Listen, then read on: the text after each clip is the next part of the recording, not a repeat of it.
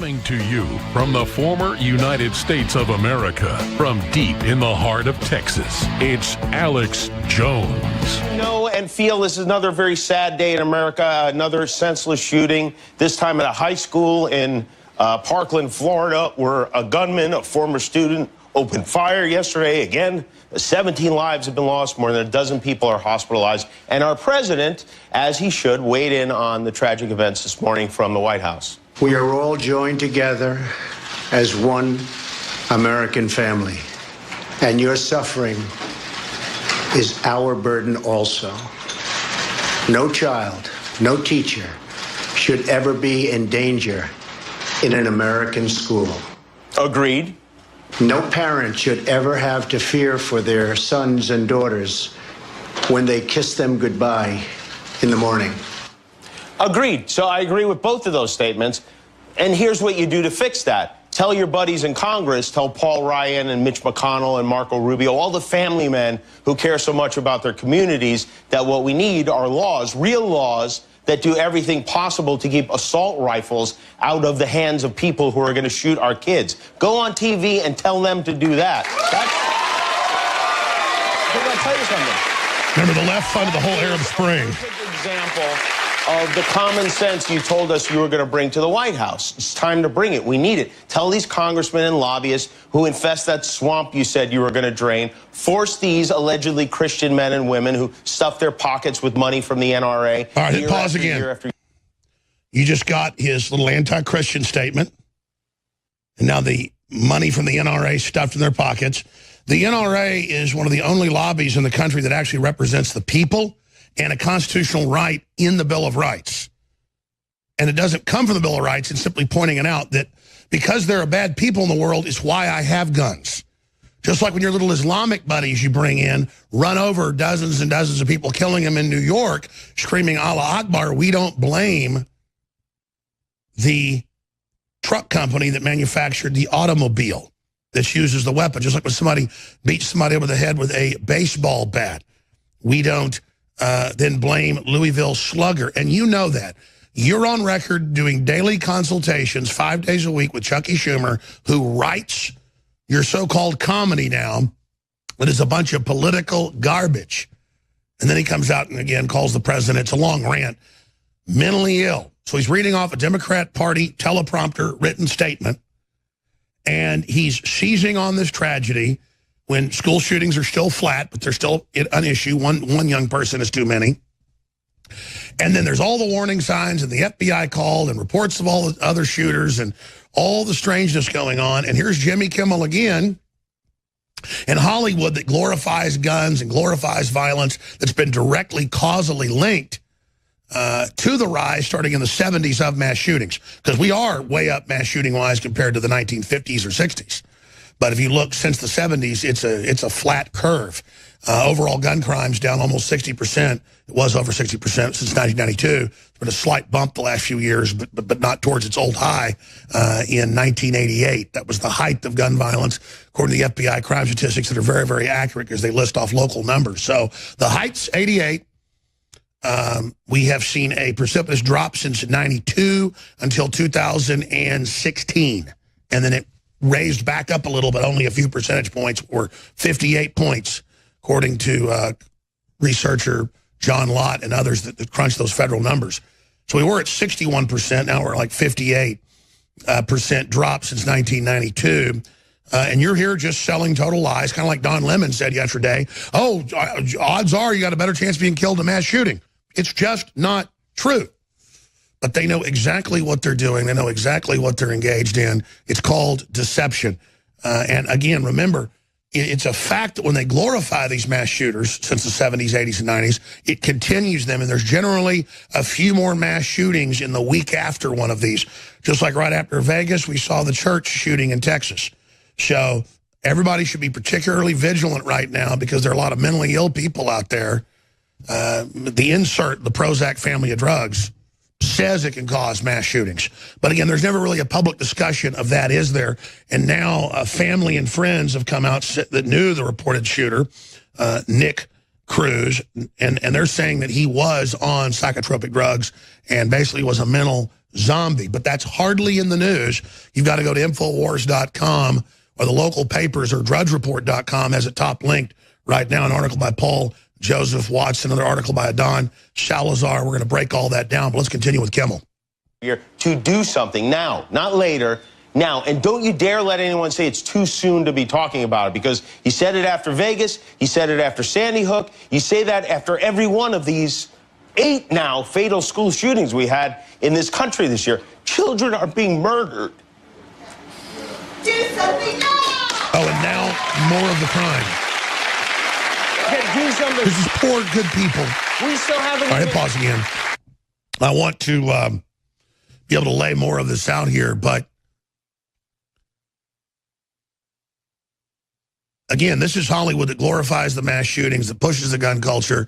This is Kimmel that had a BB gun about 1.5 years ago in his studio audience and shot a BB that could put somebody's eye out into a jar of pickles, into a glass jar of pickles.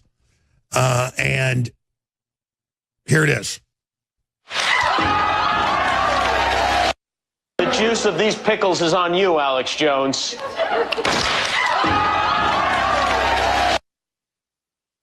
Now, again, ladies and gentlemen, when he was shooting the jar of pickles, he was saying, here's a message to you, Alex Jones, from the New World Order.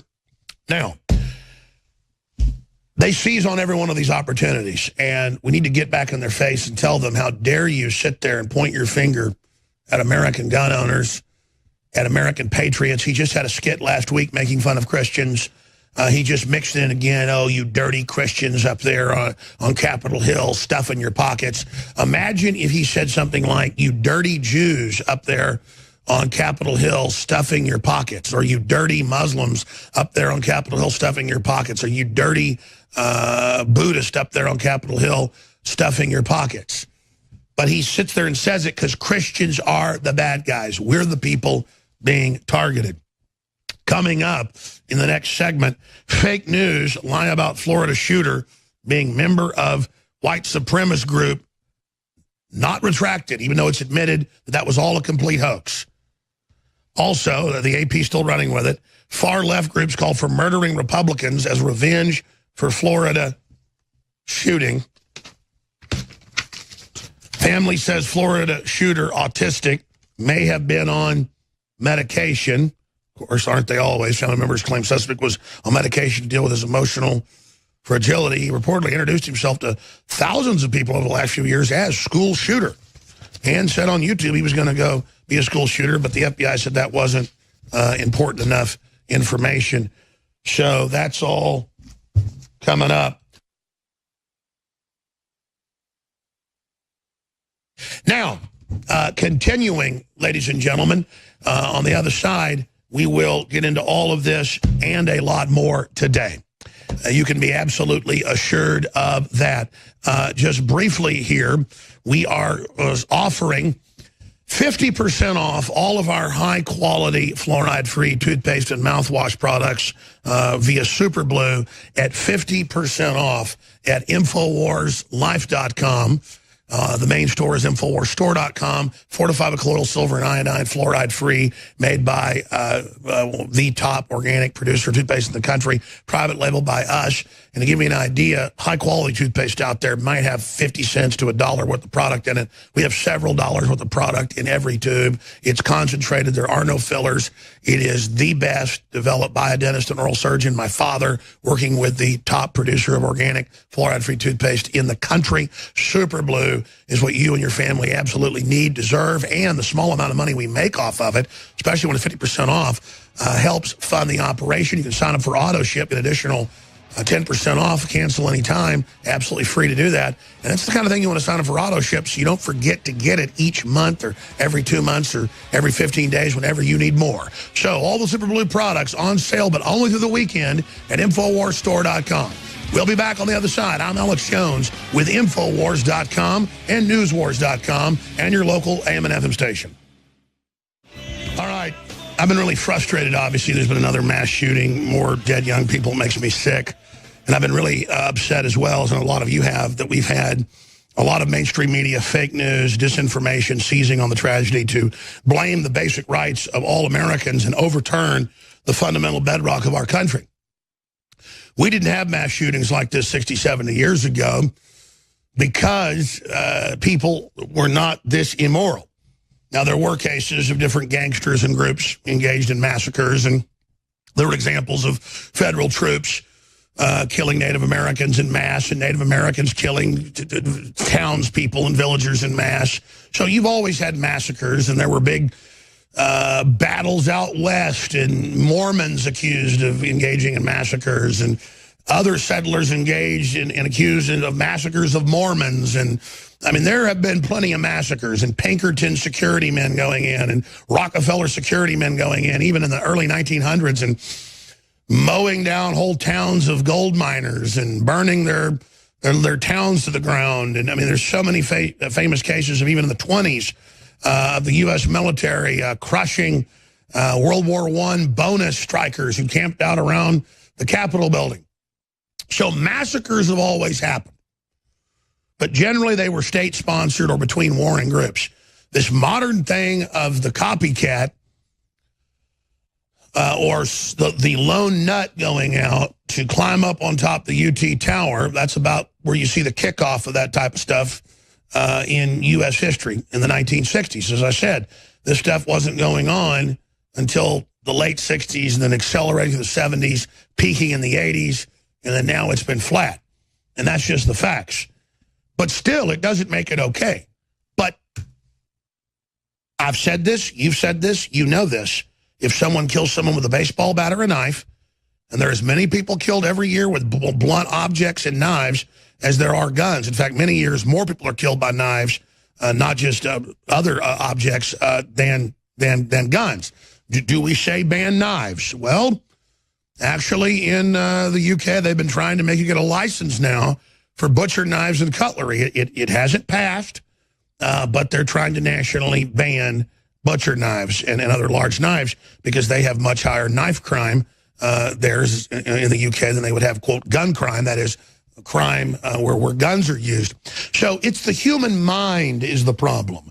And I know we all know that when we step back. But when they get Phil Mudd of the CIA/FBI on TV to cry about another one of God's children has died, or when we get Jimmy Kimmel up there crying, they have been instructed, just like Obama was, to emotionally try to punch our buttons. And I know, as an audience, you know that, and you're aware of that, and you fully get that.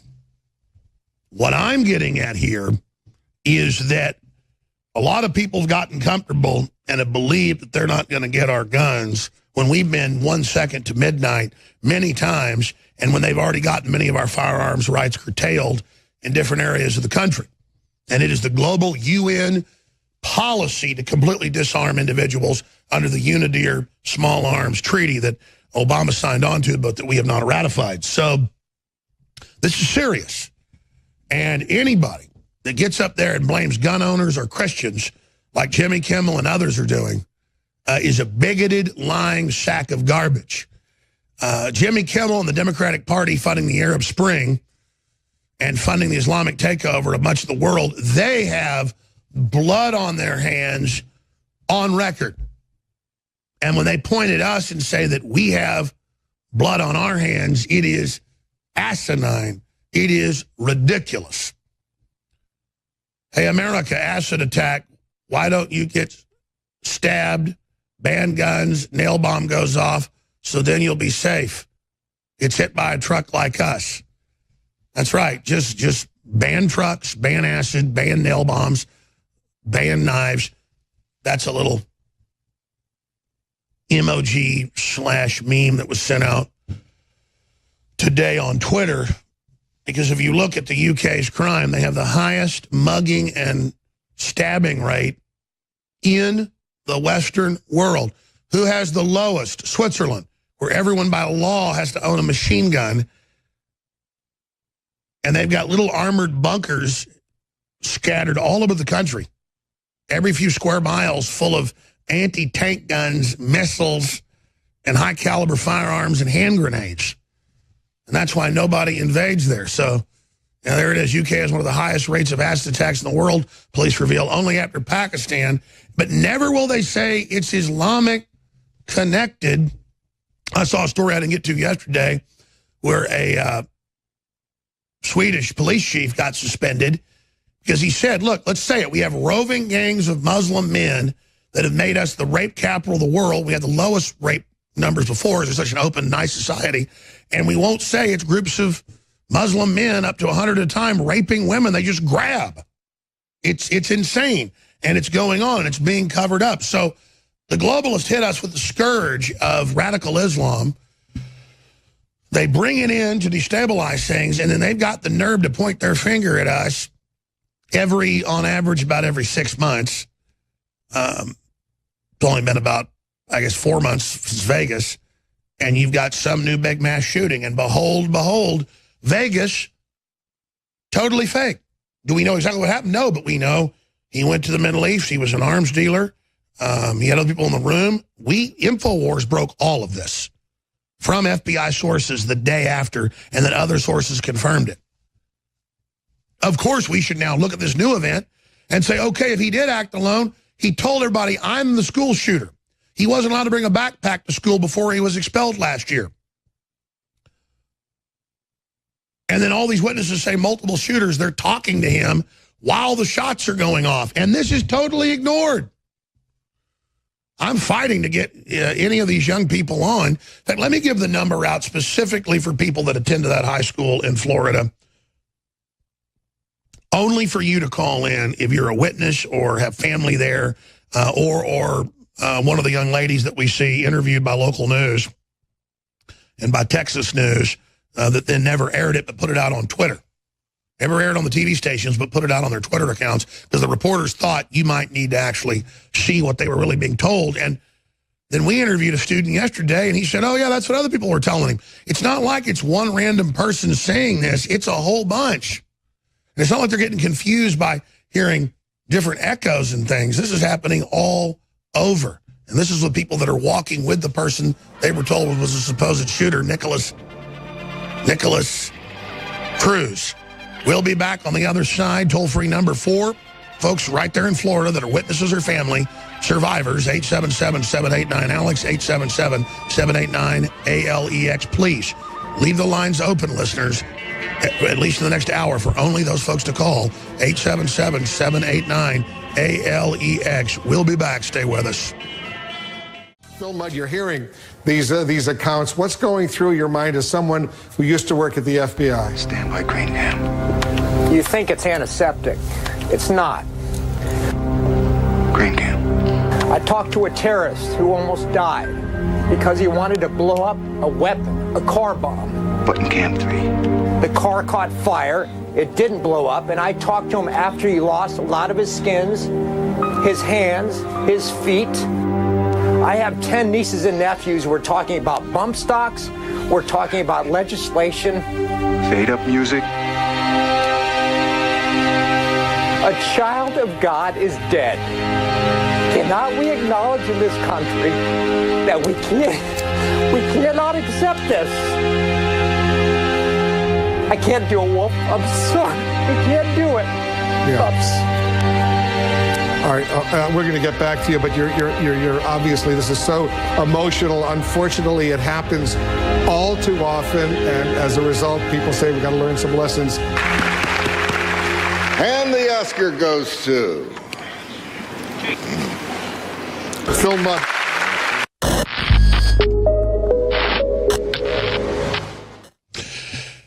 Phil Mudd, Obama, all of them, Jimmy Kimmel with their fake crying while they help fund the radical jihad Arab Spring that killed close to 1 million people, enslaved hundreds of thousands of women and children, sold into sex slavery. And now that slavery's been reestablished in North Africa and areas of the Middle East, CNN has reports about it but never says it's Islamic. So just remember that. Now, we're leaving the phones open for at least a couple more segments for anybody from the high school or friends or family to call in and give your testimony, but we had one of the survivors on yesterday. We played multiple clips that never made the local news, but that were put on Twitter of local stations. interviewing people, reporting on multiple shooters, and seeing the supposed shooter, Nicholas Cruz, while other shots were going off, and it appearing that he wasn't involved because he didn't have a firearm. I mean, that has got to be looked at, ladies and gentlemen. That has really got to be looked at in a big, big way. And I'm impressed that the listeners are not calling in right now, just leaving the phone lines open for anybody there at that high school, or anybody that had friends or family at the high school, or anybody that has specific firsthand information to call in. The number is 877-789-ALEX, and we'll leave that open for this segment, the next, then open the phones up to everybody in general, 877-789-ALEX. Quentin Tarantino's father was scheduled to be on today, and I'm seeing if I can move him to the third hour because there's just so much news breaking on this front. He contacted me, and we looked it up, that it is his father, and has his own production company. I guess that's where Quentin began to get into it himself, but they're estranged, and he wanted to respond to his son's statements on Howard Stern saying that Roman Polanski having sex with a 13-year-old girl was no big deal. He wanted to respond to that, and I was going to see if we could move him to one, and they just told me they typed it on screen there, that indeed that Tony Tarantino will be coming on the broadcast, World War II veteran, you name it, and the stuff he told us off air about Quentin and about some of these issues and why Quentin thinks that's normal for children to have sex with adults is, to say the least, very, very horrifying. So Tarantino Productions is his site. And again, he's been in film productions before Quentin was born. And this is going to, we need to look into the mind of one of the main confidants of Harvey Weinstein to understand how Quentin Tarantino got so twisted. So that is going to be coming up now. He's agreed to move to the third hour. Alex Newman of the New American Magazine, we're going to move him to another day, obviously, as all this unfolds. I'll be back this Sunday, Lord willing, 4 to 6 p.m. Central Standard Time with the Sunday transmission. And we will have open phones next hour as well. Okay. I got news a couple weeks ago, and then I got it again last week, and I got it again Monday from high-level sources. And when I say high-level sources, when you get information from this high level and you're going to announce stuff like this on air, I meant to cover it a few days ago, and I just couldn't bring myself to even discuss it or even talk about it because it's so fraught with issues, and it's so concerning, and it's so real that one does not feel like they're worthy to cover it. But it's like a surgeon, even the best surgeons, a lot of times don't want to do a surgery because they don't think they can fix the problem. I was told that by a top surgeon yesterday. I waited years to get my Achilles that was ruptured fixed. It just grew back, as they do when they're ruptured, on its own, deformed and weakened. And he just said, I don't think I can make it better because you didn't get it fixed up front. And so here he is, board certified, one of the top guys in the state. And he was honest. He said, you can probably get somebody else to do it. He says, if you really want me to, I can get in there and cut it, shorten it, and do some other stuff, but it's stretched out. And it healed, but it healed deformed. So it kind of wobbles around, my leg does. The pimp walk is not intentional, and it's kind of like the surgeon just doesn't want to do the surgery because he just doesn't think he can probably fix it right. And I respect that because a lot of doctors will do it regardless, just have you sign the waiver forms. But that's why I try to go to the best. And it's kind of the same allegory or the same parallel as to what I'm about to cover when we come back after this break. And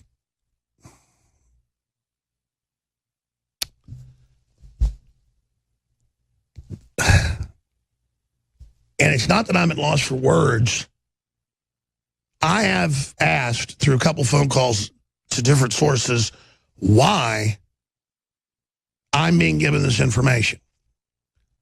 And some of these sources have given us info before that's been very, very accurate. And another one of the sources is a very, very credible source, and was meeting with the deputy director of a major intelligence agency recently, and was told this information. And I gather they won't be specific, but yes, they want me to know it and want me to tell you this. And then the media probably won't even pick this up because it's so hardcore. That's fine. I just can't even get answers to this, and they don't really have answers. And so I will attempt as best I can when we come back to get into this. It deals with North Korea, obviously, and a date, a week period that they have picked up chatter that North Korea is planning a strike. And the fact that North Korea would be putting this type of chatter out, well, they put it out publicly. And that's what makes me get a headache when I think about it. In fact, will you guys pull me the stack of North Korea news from yesterday that I almost covered it then and the day before? Because I want to, I sit here and I study this for hours, and I just want to try to figure out the best way to talk about it. Because this is the #1 issue right now. And while we're busy looking at the tragic school shooting and all the rest of it, that's one drop in the bucket compared to what Islamists are killing right now, or what GMO is killing right now, or what Roundup is killing right now, or what any of these big issues are. So we're going to go to break and come back and cover this. But bottom line, everybody needs to be praying to God for justice and for awakening and for peace. But this is a very, very serious time to be alive. Briefly, we have 50% off at InfoWarsStore.com on our best-selling, it's already our best-selling product other than the next two, Super Blue fluoride-free toothpaste fortified with colloidal silver and high-quality iodine. It is 50% off for the mouthwash and the adult and children's toothpaste. There's no filler in it. It's concentrated. And so it has more money goes into each tube than any other brand out there that we've done research on, but by double. I mean, this is not even expensive, and it is just Rolls-Royce or Bentley or Aston Martin, quality in there, 50% off.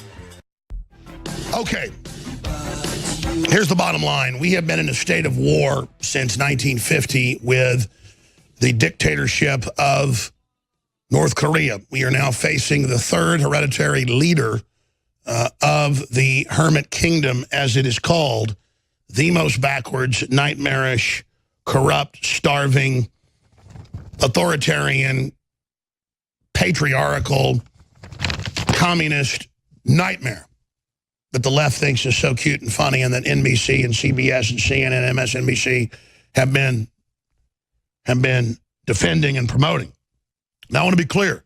I don't want to have a war with the North Korean people. I want to be clear. I understand that they are casualties of this evil, culturally, spiritually, physically, mentally. That said, they're being used as a detonator by the Communist Chinese and others to project power and destabilization into the South China Sea. And now, North Korea has been threatening for a long, long time to attack Japan, to attack South Korea, to attack the United States. The list goes on and on.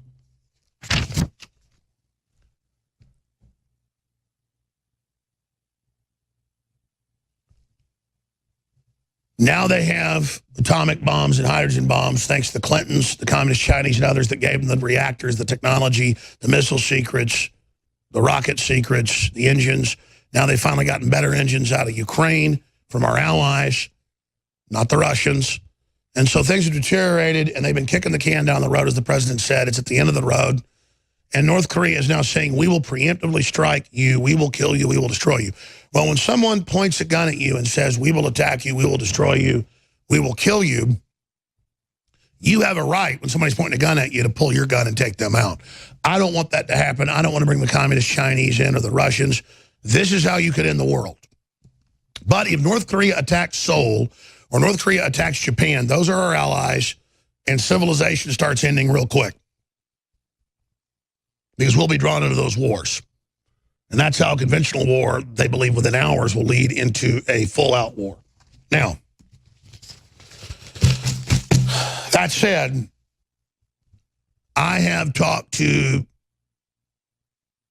the personnel and the individuals at the highest levels below the president, and then at the levels where people would actually be attempting to go in on suicide missions to kill Kim Jong-un. And so a lot of what I'm saying is publicly available information, but I have repeatedly been told by different sources this, and then asked why I'm not talking about it on air, because they know the military and the general public that's thinking is listening. And so the highest levels of multiple U.S. intelligence agencies want you to know this. North Korean chatter and preparations, both from human intelligence and signals, states that North Korea is, at this time, planning a preemptive strike against Japan, Tokyo, with ICBMs starting in the last 2 days of March going into April 2nd. So anywhere within that 4 or 5 day period. And that everyone, especially families of armed service members, should not be traveling and should not be leaving the United States during that period. And because they don't want to officially put that announcement out, they want that announcement put out to this audience because you are seen as the most awake, patriotic Americans. End of that message. Continuing. As other sources have pointed out, the SpaceX launch of a month ago, not the recent one, the most recent, was carrying some type of high-tech electromagnetic pulse warhead or warheads that could take out North Korea preemptively. And Trump has said that's on the table. There's a lot of other secretive weapons in the whole fire and fury arsenal. But that North Korean chatter is not also just that they're planning a preemptive strike, which you hear them saying, we'll attack you any day, we will destroy you, the whole U.S. will be fire soon, we're going to hit you, that's a promise. I mean, I've got the stacks of articles, you've all heard it, seen it out of their official. But when it's internally going on, and they're saying that over the radio to their military, maybe their country's about to collapse. A lot of evidence shows they want to make the military think they're in such a crisis, they stay at their post because the food's running out or whatever. I don't know. And no one really does. Outside of Kim Jong-un's insane brain, but they're telling him that we are preparing the strike. We are preparing the first strike. We are preparing. Be ready by March 28th. We will launch the attack by April 2nd. So North Korea is saying that they're going to attack in the last few days of March and the first few days of April. And then North Korea is publicly saying, warning, Trump, very close preemptive strike, decision, World War III threat. So both sides are saying this back and forth. And then here's the other part. You've all heard about EMPs, and North Korea's threatened to hit the U.S. with an EMP, and I think some of that threat's overplayed unless they hit like Los Angeles. That would cause a chain reaction of power plants going out that could knock out large parts of the country and could take months or years to get them back on because it's already so tenuous. You see what happens with a few ice storms that only knock down a fraction of the power lines. It causes sometimes months of outages in areas. But the highest levels of the Pentagon, the highest levels of the CIA, they are telling people who've been in for decades and never heard anything like this that North Korea is launching an attack by the end of March, early April, and that we have to then be ready to defend against it, and that we may strike them first. And again, I don't want to get on air as a family man or just as a human period and say things like this that in any way escalate things. But Kim Jong-un's already doing it, and everything they're saying in the news is what I'm getting from behind the scenes, and that they just hope this is some weird bluster internally to their forces. But they've told their population, roughly 20% of it's the military, one of the largest standing armies in the world, though it's somewhat Stone Age. Most of them are on foot. But they do have ICBMs. They do have chemical weapons. They do have tens of thousands of large artillery. And they could destroy South Korea very quickly, especially the capital, Seoul. They could attack Japan. But, they are reportedly sending out communications that they are intending a first strike. And I have asked, that's why I waited about a week or more, so I'm getting these in-person meetings and phone calls and other messages. Why am I being asked to say this to the public? And it's just We just want your audience to know. So you sit there and you gauge that however you want, but that's real information. Whatever's meant by it gives me a headache even trying to figure it out. And I don't think the people give me the info, they don't know either. But some of these sources are the type of sources that say, I just talked to the hostage rescue team there, and this is what happened, and this is what's unfolding, and he went to the Middle East, and he's a gun dealer, and the Saudis were in town, and blah, blah, and then later it all comes out. And then I get a call from the hostage rescue team source saying, go ahead and go with it. And the media makes jokes about it, even though you can go back and see that turned out to be accurate. So this isn't from the FBI hostage rescue team. This is from way up above that. In the meeting rooms with the satellites and all the people and everything. And then it's just relayed. And people say, what am I supposed to do with that? Well, tell certain people and tell them this. And people don't ask why. They say, yes, sir. And then I'm giving the information. So, quite a time to be alive, ladies and gentlemen. We should be praying for peace here, but this is just crazy. And the absence of war doesn't mean war doesn't exist. The absence of nuclear war doesn't mean it exists. The longer we push it back, statistically, the better a chance it'll finally happen until they're eradicated. And I'm not even saying eradicated because they want the UN to be the only ones that have the nukes. I mean, it is just a serious situation. North Korea threatens electromagnetic pulse attack. Questions over lapses in U.S. grid raise security rise. Fox News. North Korea plotting to wipe out 90% of USA with deadly EMP bomb amid World War III scare. Express. That's them saying it. And the Pentagon says they believe they have a weapon and are targeting Los Angeles. And it'll knock everything out for 500 square miles and cause a chain reaction that could knock out half the country. And then it just goes on from there. Bloody nose. Strike on North Korea could begin with cyber attack by the U.S. We'll cover that when we come back. Raquel Phelan, Infowars.com. But this is not a drill, and what you got is real sources, real information from the highest levels. We'll be back. We got a drudge siren. We're going to post it on the info to Infowars.com. And I've got some big breaking news on North Korea, but we've got a Mueller indicts 16 Russians. So that's how he intends to hopefully get somebody to make something up against Trump. We knew that was coming. Let's get Roger Stone in here ASAP. He's here at the office right now, former head of the Trump campaign. So we got a rare drudge siren going. Let's go to this report, though, because he lays it all out with the Second Amendment. Tucker, psychiatric drugs, social alienation, broken families, war on men more relevant than gun control. And he's dead on. Here it is. Decent person is horrified by what happened yesterday in Parkland. Every thoughtful person knows something horrible is going on in American society. Tragedies like this happen for a reason, and it probably doesn't have a lot to do with guns. The percentage of American households with firearms has dropped dramatically over the past 35 years. Meanwhile, the number of mass shootings has risen. If you're over 40, you did not grow up in a country like this. So the question is, what happened? It could be a lot of things.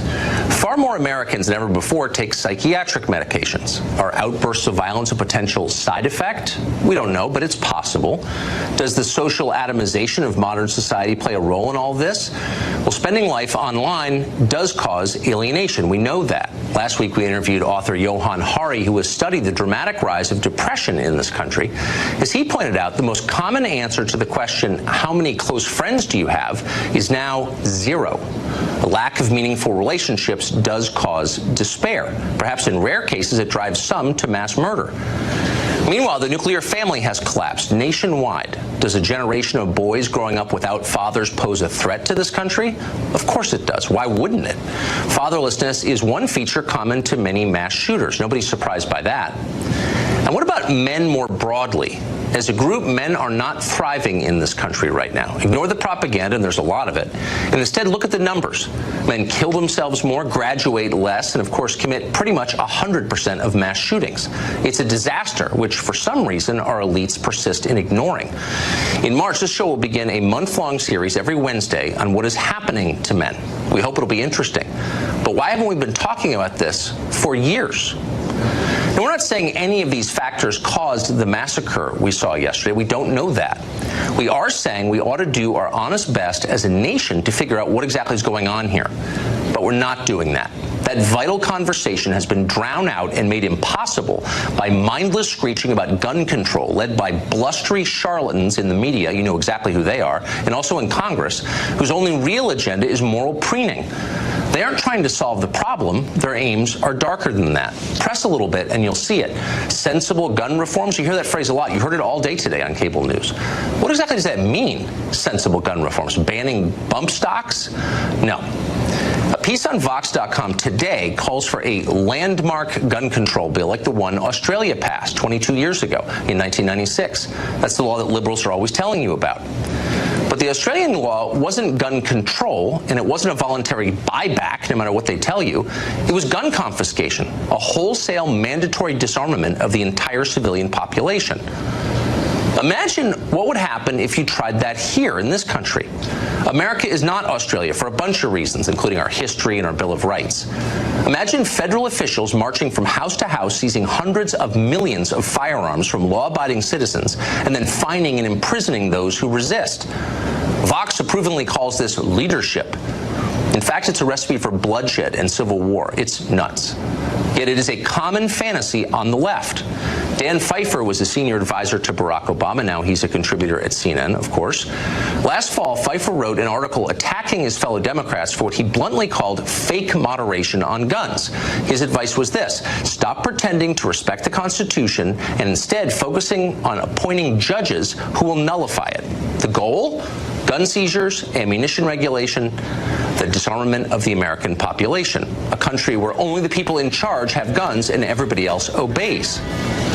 In the wake of yesterday's shooting, Pfeiffer's piece is going viral on the left. What he wrote is what they believe.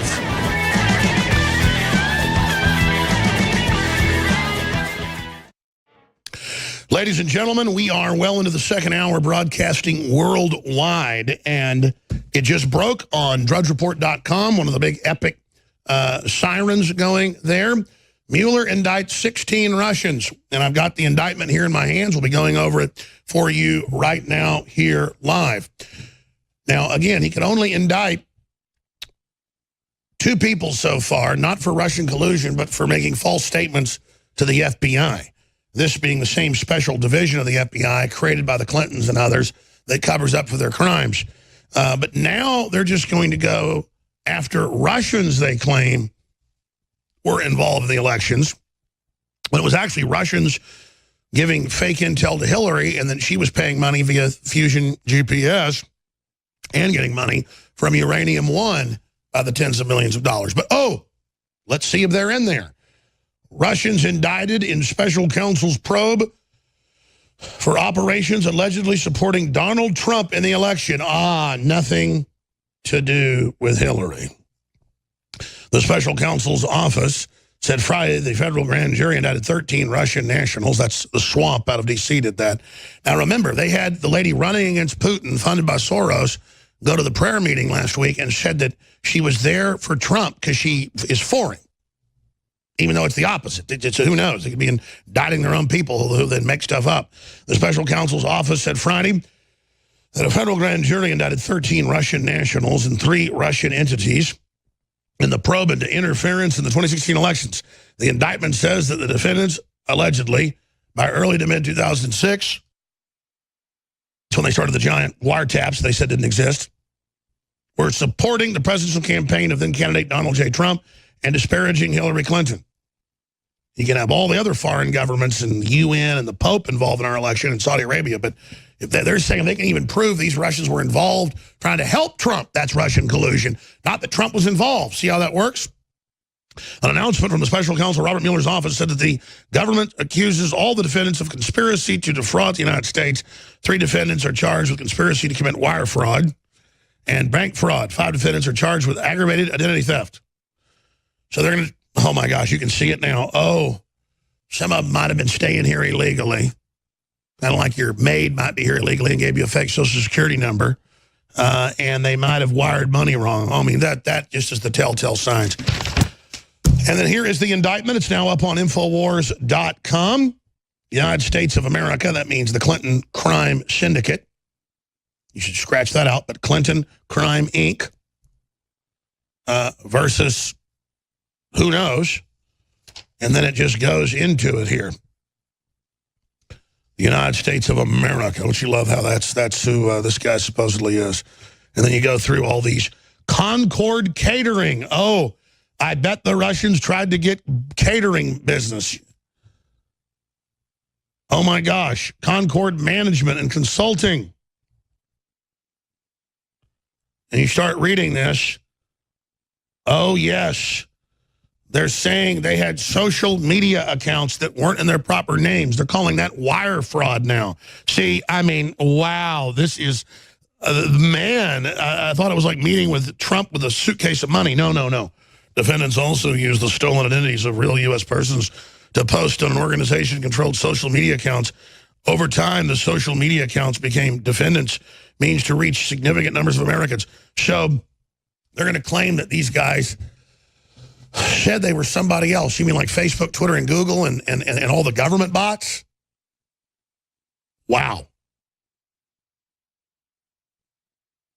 Certain defendants travel to the United States under false pretenses for the purpose of collecting intelligence. Oh, so again, lied on visas to inform defendants' operations. Defendants also procured and used computer infrastructure used partly in the United States to hide the Russian origin of their activities to avoid detection. I mean, this is nothing. Oh my gosh, some Russians came here and had some social media accounts. Man, this is just bombshell. And I'm reading this. It said they tried to do business with other U.S. companies, not revealing they were Russians. What? And as they said, obtained visas through false and fraudulent statements. That's it. You could read the cover thing and see that. Wow. And it says starting in 2014, the defendants together tried to do business in the United States. I'm reading this. There's just nothing here. And you normally put it right up front. So they tried to get contracts for food catering. Project Lakata had multiple components, some involving domestic audiences with the Russian Federation, others targeting foreign audiences in various countries, including the United States. So again, like trying to communicate with someone on the internet, that's espionage. The organization monthly budget for the project, 73 million Russian rubles, or $1,250,000, including approximately 1 million rubles in bonus payments.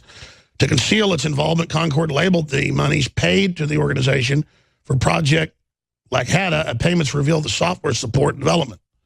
And again, the way they can even make that sound is you got sub-companies and stuff, oh, it's criminal. And then it just goes through all this. I mean, this is a nothing burger. But I'm just reading this here on air. They had data analysis for marketing. Oh, my gosh. This is just ridiculous. They had a translator project, attempted to travel to the United States under false pretenses. So they're saying somebody lied on a visa. I mean, you're not even supposed to get a visa to come to the U.S. It's supposed to be wide open, according to the left. Served on the translator project and operated multiple U.S. personas that she used to post, monitor, and update social media content.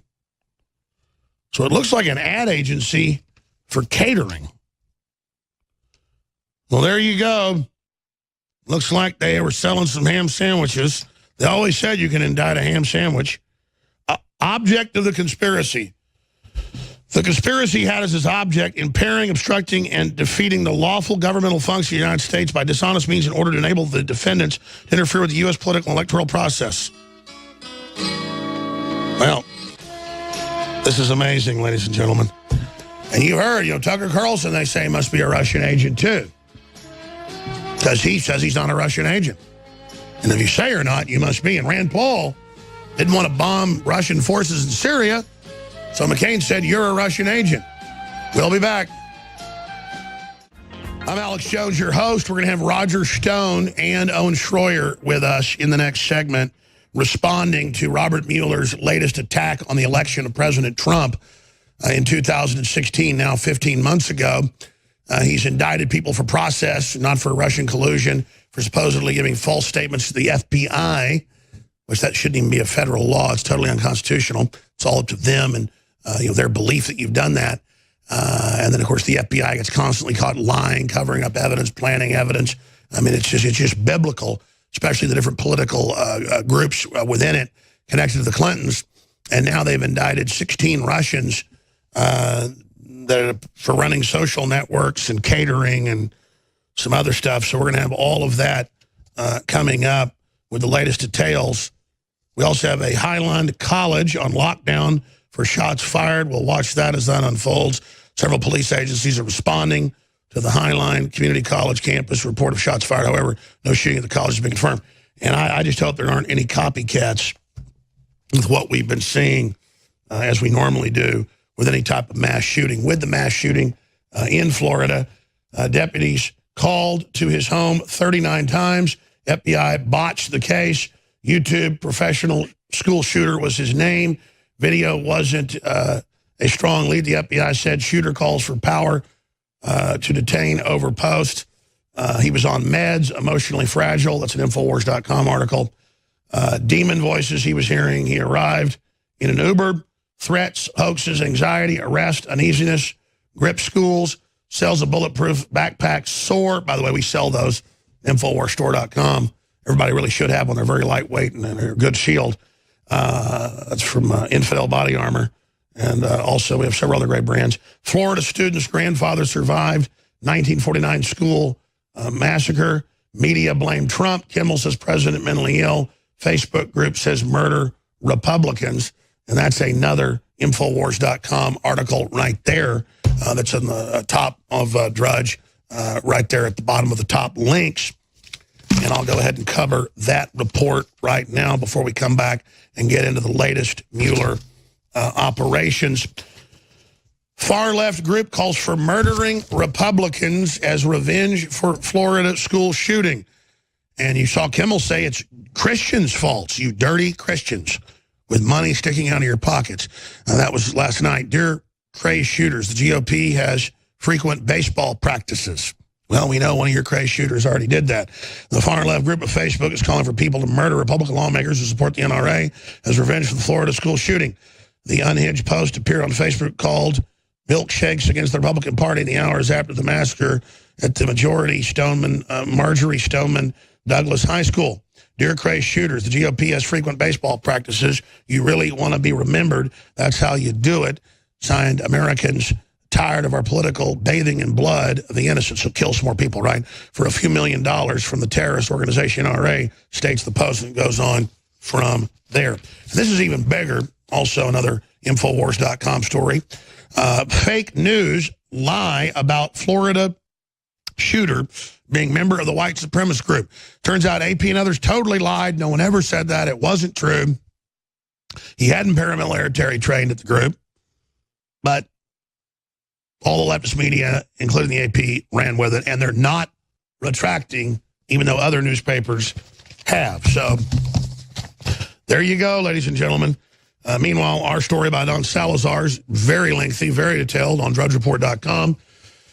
Again, it's posted to newswars.com. Family says Florida school shooter, autistic, may have been on medication, was hearing devil's voices, had been on vacation. They think he may have gone off of it. That's when you really know that the inserts say, especially if you go off it quickly, do not do that.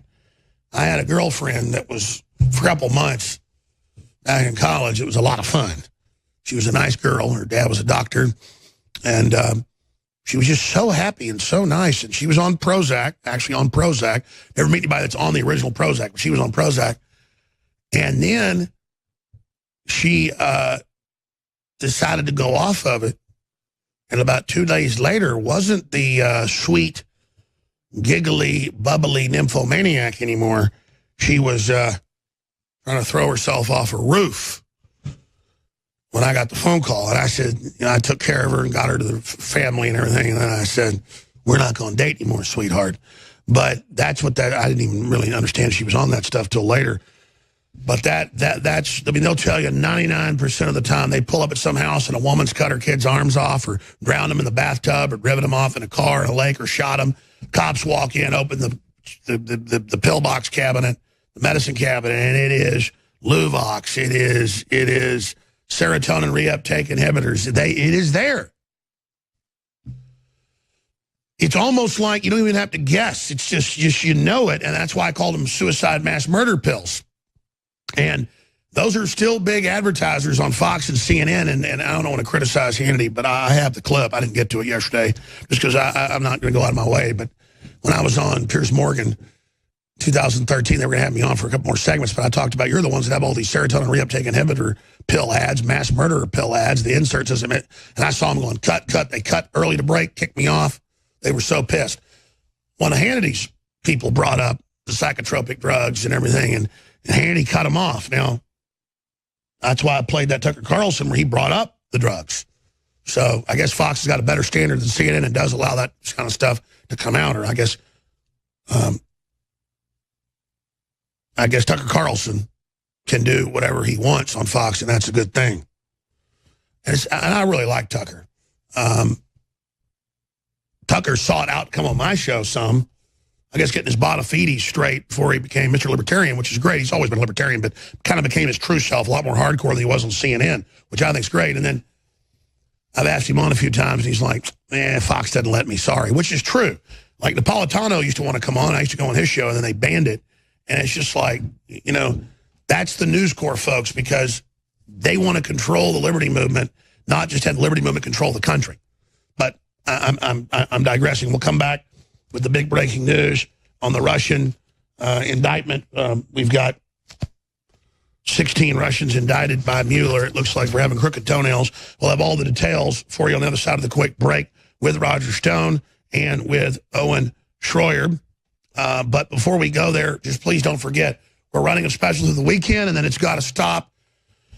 That is our super high quality, super blue toothpaste for adults and children, and the fortified concentrated mouthwash as well with colloidal silver iodine. So good for the gums, so good for going after bacteria and viruses. Concentrated toothpaste, no fillers, 50% off, fortified with iodine and colloidal silver. You can go to InfoWarsLife.com, InfoWarsStore.com, or 888-253-3139. Sign up for auto ship. It becomes a loss leader. You get an additional 10% off.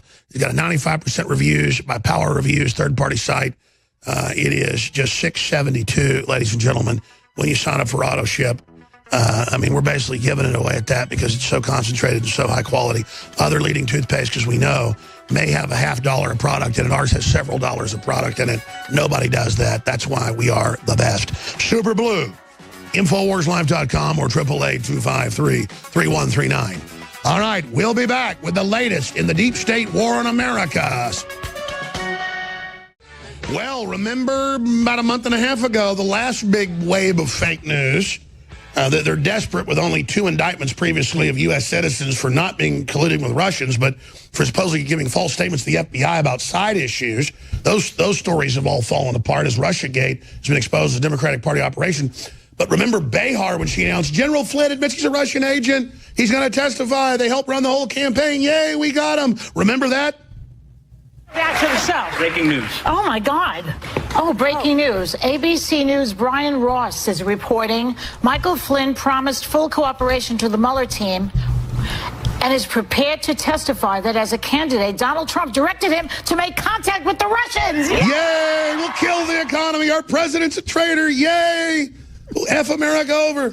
Yay! I mean, that would be horrible. Even if I hated Obama or something, if that came out, I'd be like, God, this is horrible. But at least we're cleaning it up. It's totally made up. The Clintons are up their eyeballs.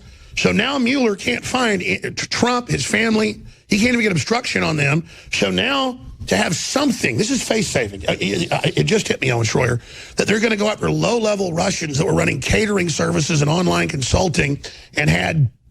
And OORT, had some bots. Yeah, because they got sold a ad package by Twitter. That's what they come and advertise to you of what stories to run that are popular in the U.S. during the election, So that's all they've got. So he's just desperately wanting to find something, indicting 13 no-name Russians and 3 companies that are just beyond small potatoes. You get the thing of French fries, and you eat and then there's like little tiny burned bits at the bottom that aren't even worth eating. I mean, these are like a speck of a speck. There's like, I've read the indictment now, almost all of it. You've read over it, but it doesn't matter. Like you said, Owen, Twitter is like, my God, it's like, oh, we caught Trump, you know, Putin's wee-wee holster. You know, we caught him in bed with Putin. It's over. Yay. Well, there's nothing even in this that I've seen that even mentions Trump other than these Russian bots they're saying on social media that are tweeting about Trump, forming social media groups about Trump. And we'll get to that in a second. But think about the timing of this, Alex. They released it the week of the Florida shooting. While the Florida shooting is dominating the media, the Florida shooting is dominating everything, the Democrats are freaking out. And then they just insert this kind of in the back burner like, oh, yeah, here's our Russian collusion. Here's the official document, while everyone is still talking about the shooters and talking about the shooting. So they released this intentionally, I think, while everyone was talking about the shooting so that nobody will actually dig into the nuts and bolts in this, because it's nothing. It's incredible. If they're going to indict people... Well, I mean, they did have Facebook accounts and catering. But if they're going to be indicting people over fake Facebook accounts, I mean, where are they going to stop? There's about 100 of them of me. So that's what I'm saying. So it's like, how can you use this as an indictment or and look at But see, that's why they sent out hundreds of thousands of letters now saying you're all Russian bots. And then even Twitter did a study and said these are real people. These are not Russian bots. No, I've got the Russian collusion right here. According to Mueller's indictment, on April 6, 2016, an excerpt from a Russian advertisement says, you know, a great number of black people support us saying that Hillary Clinton is not my president. That was from a Russian bot. That's Russian collusion. Oh, that's their proof. April 7th here, Alex, April 7th. I say no to Hillary Clinton. I say no to manipulation. That was paid for by a Russian bot. We've got him. We've got him right here, Alex. We've got him on October 14th. We've got him right here on October 14th. Among all in fact, document cam, please. Among all candidates, Donald Trump is the one and only who can defend all police from terrorists. It's right there. It's right there in the document. And that means if these marketing companies piggybacked on anything else people were putting out, the whole thing's a fraud. That's what they say. They say if any Russian marketing of any type is connected to anything, even though they admit it's less than 1% of the internet activity, the truth is the Russians are not good at this. What about Hollywood? What about the big Hollywood firms admitted they created over 100 fake news accounts and flooded the web with fake news against Trump and against America? Last night, my son wanted to watch TV. We turned on Netflix that I never look at. Hardly ever. And it was like, I was like, I've seen 10 different documentaries in here about Trump being a shyster. And so I watched one of them with my son last night, and it was all made up crap. I mean, it's like you know he's good because Hollywood and everybody hates him. And then exactly, tell people what page that's on, because this is where they show. This is on page 20 of 37. This shows the total devil botry. You know, I wanted to do a joke video where a news van pulls up. Almost wanted to hire like real reporters to do it as a joke. And they run in here and there's a guy who's like a little bot outfit. Maybe like a little red cherry outfit going beep, beep, beep, beep, beep, beep, beep. And you like knock the door open and like, it's me, beep, beep, beep, beep, beep, beep, beep. It's like our Russian bot coming to tell us what to do. So yeah, there's the page right there that has, but Alex. I say no to Hillary Clinton. So join our Hillary Clinton for prison. I created Hillary for president 2016. We literally not made the Russians. And you can probably find the date that we started that was before any of these these tweets that they're No, we've been selling that shirt. Well, no, we've been selling that shirt for like 6 months before that. Watch out, Alex. They're going to indict you next. Donald wants to defeat terrorism. Hillary wants to sponsor. Well, that was us saying that. Vote Republican, vote Trump, and support the Second Amendment. Oh, my God. They even said the Second Amendment is now Russian. I've seen newscasts where they say, oh. The Washington Post. That was 2 weeks ago. That was Schiff. He said the Second Amendment's a Russian plot. There's a press conference. No, I know. The Washington Post published it. Here, go back to this. Go back to this. Hillary Clinton doesn't deserve the black vote. That's Roger Stone and us exposing, you know, how she said blacks aren't human. We said that a year before that.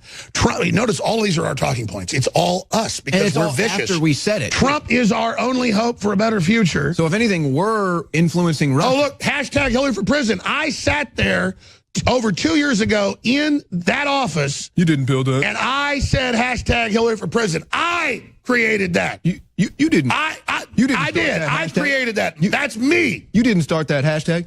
You didn't start that business. Well, she gave me the credit before. She said I'm a dark, evil heart, and I came up with it. No, I bet we cannot trust Hillary Clinton to take care of our veterans. I think that's just, who said that? The truth?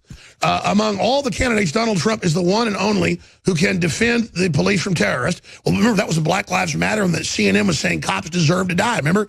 Hillary is a Satan. Well, I mean, I'm the one that said that, and her crimes and lies had proved just how evil she is. I think these are Alex Jones quotes, I believe. Let's keep rolling down here. You're Russian. This is it. They're going to say Alex Jones is Russian from Russians stealing your talking points. But here's the other thing, Alex. What they do is they try to trick you. Where if you just read the introduction, they're like, oh, well, various social media accounts, and then bank fraud and wire fraud, and then you get into it. The only bank fraud was Russians allegedly, according to this, stealing U.S. identities to make bank accounts to then pay for political advertisement. So again, nothing to do with Trump. That's the bank's fault.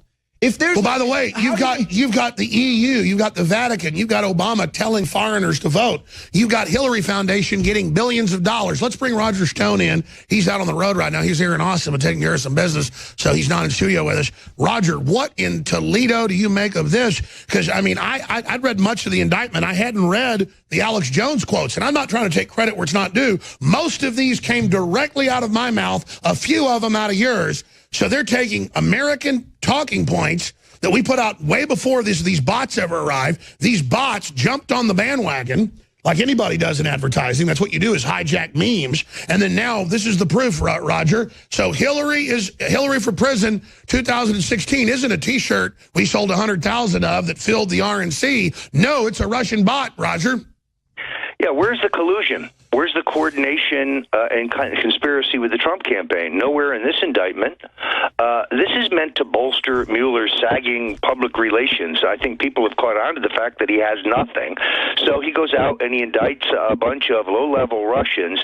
Yet, where's the connection to the Trump campaign, Trump's family, Trump's campaign, Trump's associates? There's nothing. He has none of that. Therefore, by definition, it reminds me of the old sandwich. I could have a ham sandwich if I had some ham.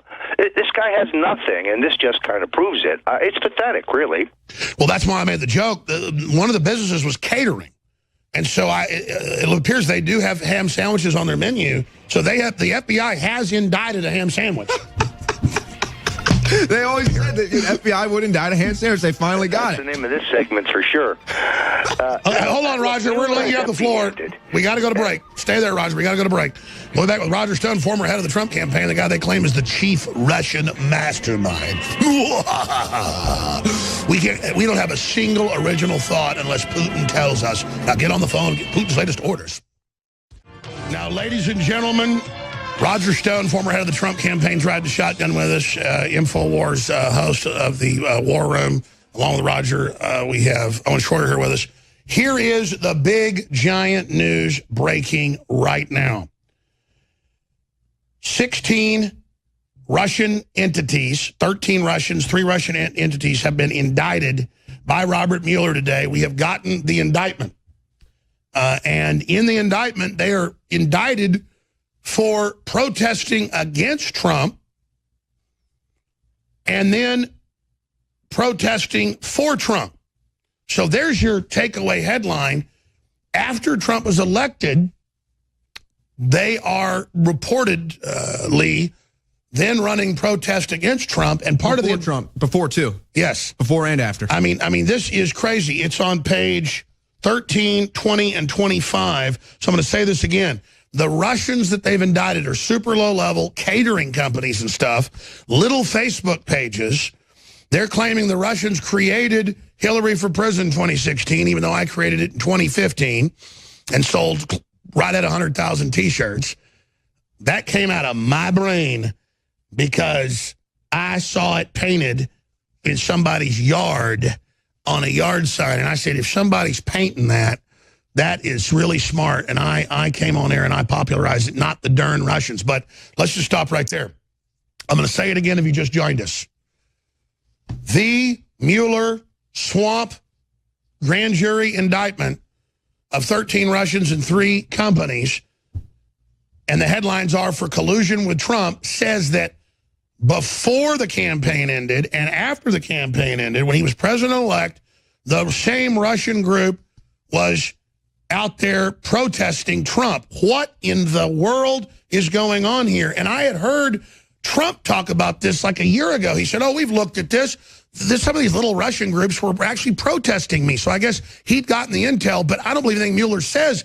This just sounds like a huge cop-out of Mueller. What do you make of this, Owen? Well, I'm still trying to figure out the reason for this. I don't understand the reasoning behind these Russians apparently getting fake IDs, fake bank accounts, and then funding these quote-unquote campaigns, if you want to call it this. But yeah, you had in November, just after the presidential election, you had this same defendants organizing a group called Trump Is Not My President.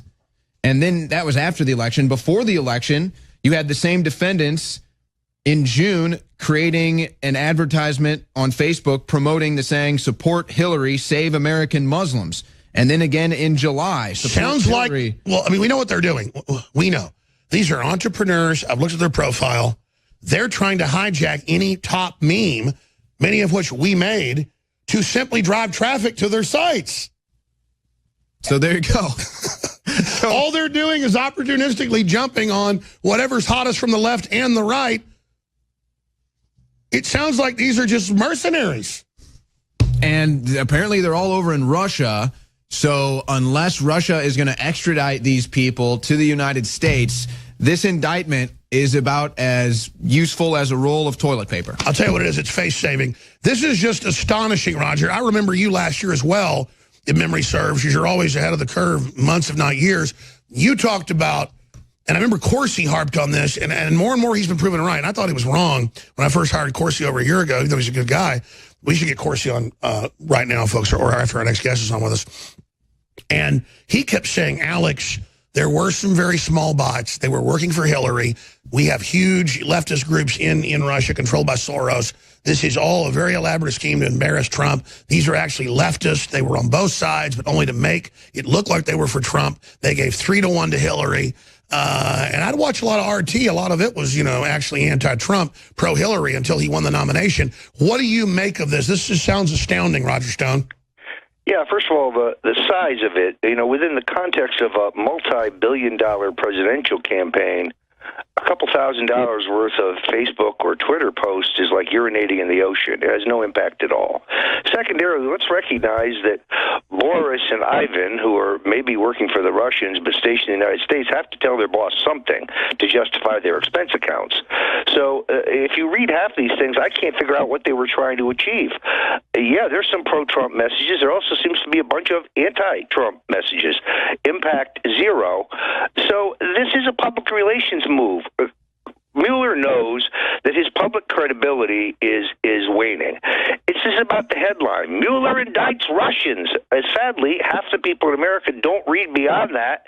They say, oh, Trump's people must have gotten into trouble. No, there is no connection, no coordination, no collusion with anybody surrounding Trump.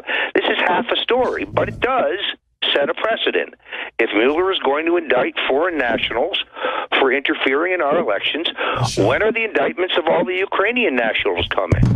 Lee Stranahan has come on here at Infowars and laid out chapter and verse the collusion of the Ukrainian government to help Hillary Clinton, crimes far more egregious than what's outlined in this indictment. So when are they being indicted? You're absolutely right. And here's the headline: Russians indicted in special counsel. And like, see, they're in Russians, they're indicted. And it's lying on who you are on social media, lying to get visas. According to the Democrats, you shouldn't have to get visas. You just come here. Yeah, why are they so anti-Russian? Why are they so racist against Russians? Seems a little strange. Roger, where does this go from here? Well, the other piece of news here is, which I have not been able to confirm, but reported by ABC, is that Paul Manafort associate Rick Gates has cut a plea deal and is now cooperating with Mueller. I still don't think that has any implications vis-a-vis Russian collusion. There's no Russian collusion for Gates to testify to because there wasn't any. What it may do, I think it was probably designed to do, is to increase the pressure on Manafort to bear false witness against the president. In other words, this may in some way bolster the indictments against Manafort for crimes that are completely unrelated to Russia or the Trump campaign, may not be crimes at all, by the way, but help bolster a case against him, I guess I should say, in an effort to pressure him into betraying the chief of staff.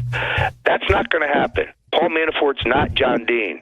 He's not going to lie to satisfy Mueller, whether Gates has flipped or not. Now, I don't know Gates. He was never an associate at the old Black Manafort and Stone. He joined Manafort long after Manafort and I had split as business partners. But I always thought he was kind of a weaselly guy. And I don't really know what this indictment means, other than I don't think it poses any danger to Donald Trump or his associates. Well, let's talk about something in a private conversation we had 2 weeks ago, and you said you were ready to talk about it yesterday in studio, but we never got to it. You said that from your intel, Bannon's always been a double agent. You weren't sure of it until the middle of last year. You warned me. That was on record. I didn't want to go with it on air. I've apologized to you and everybody else for that.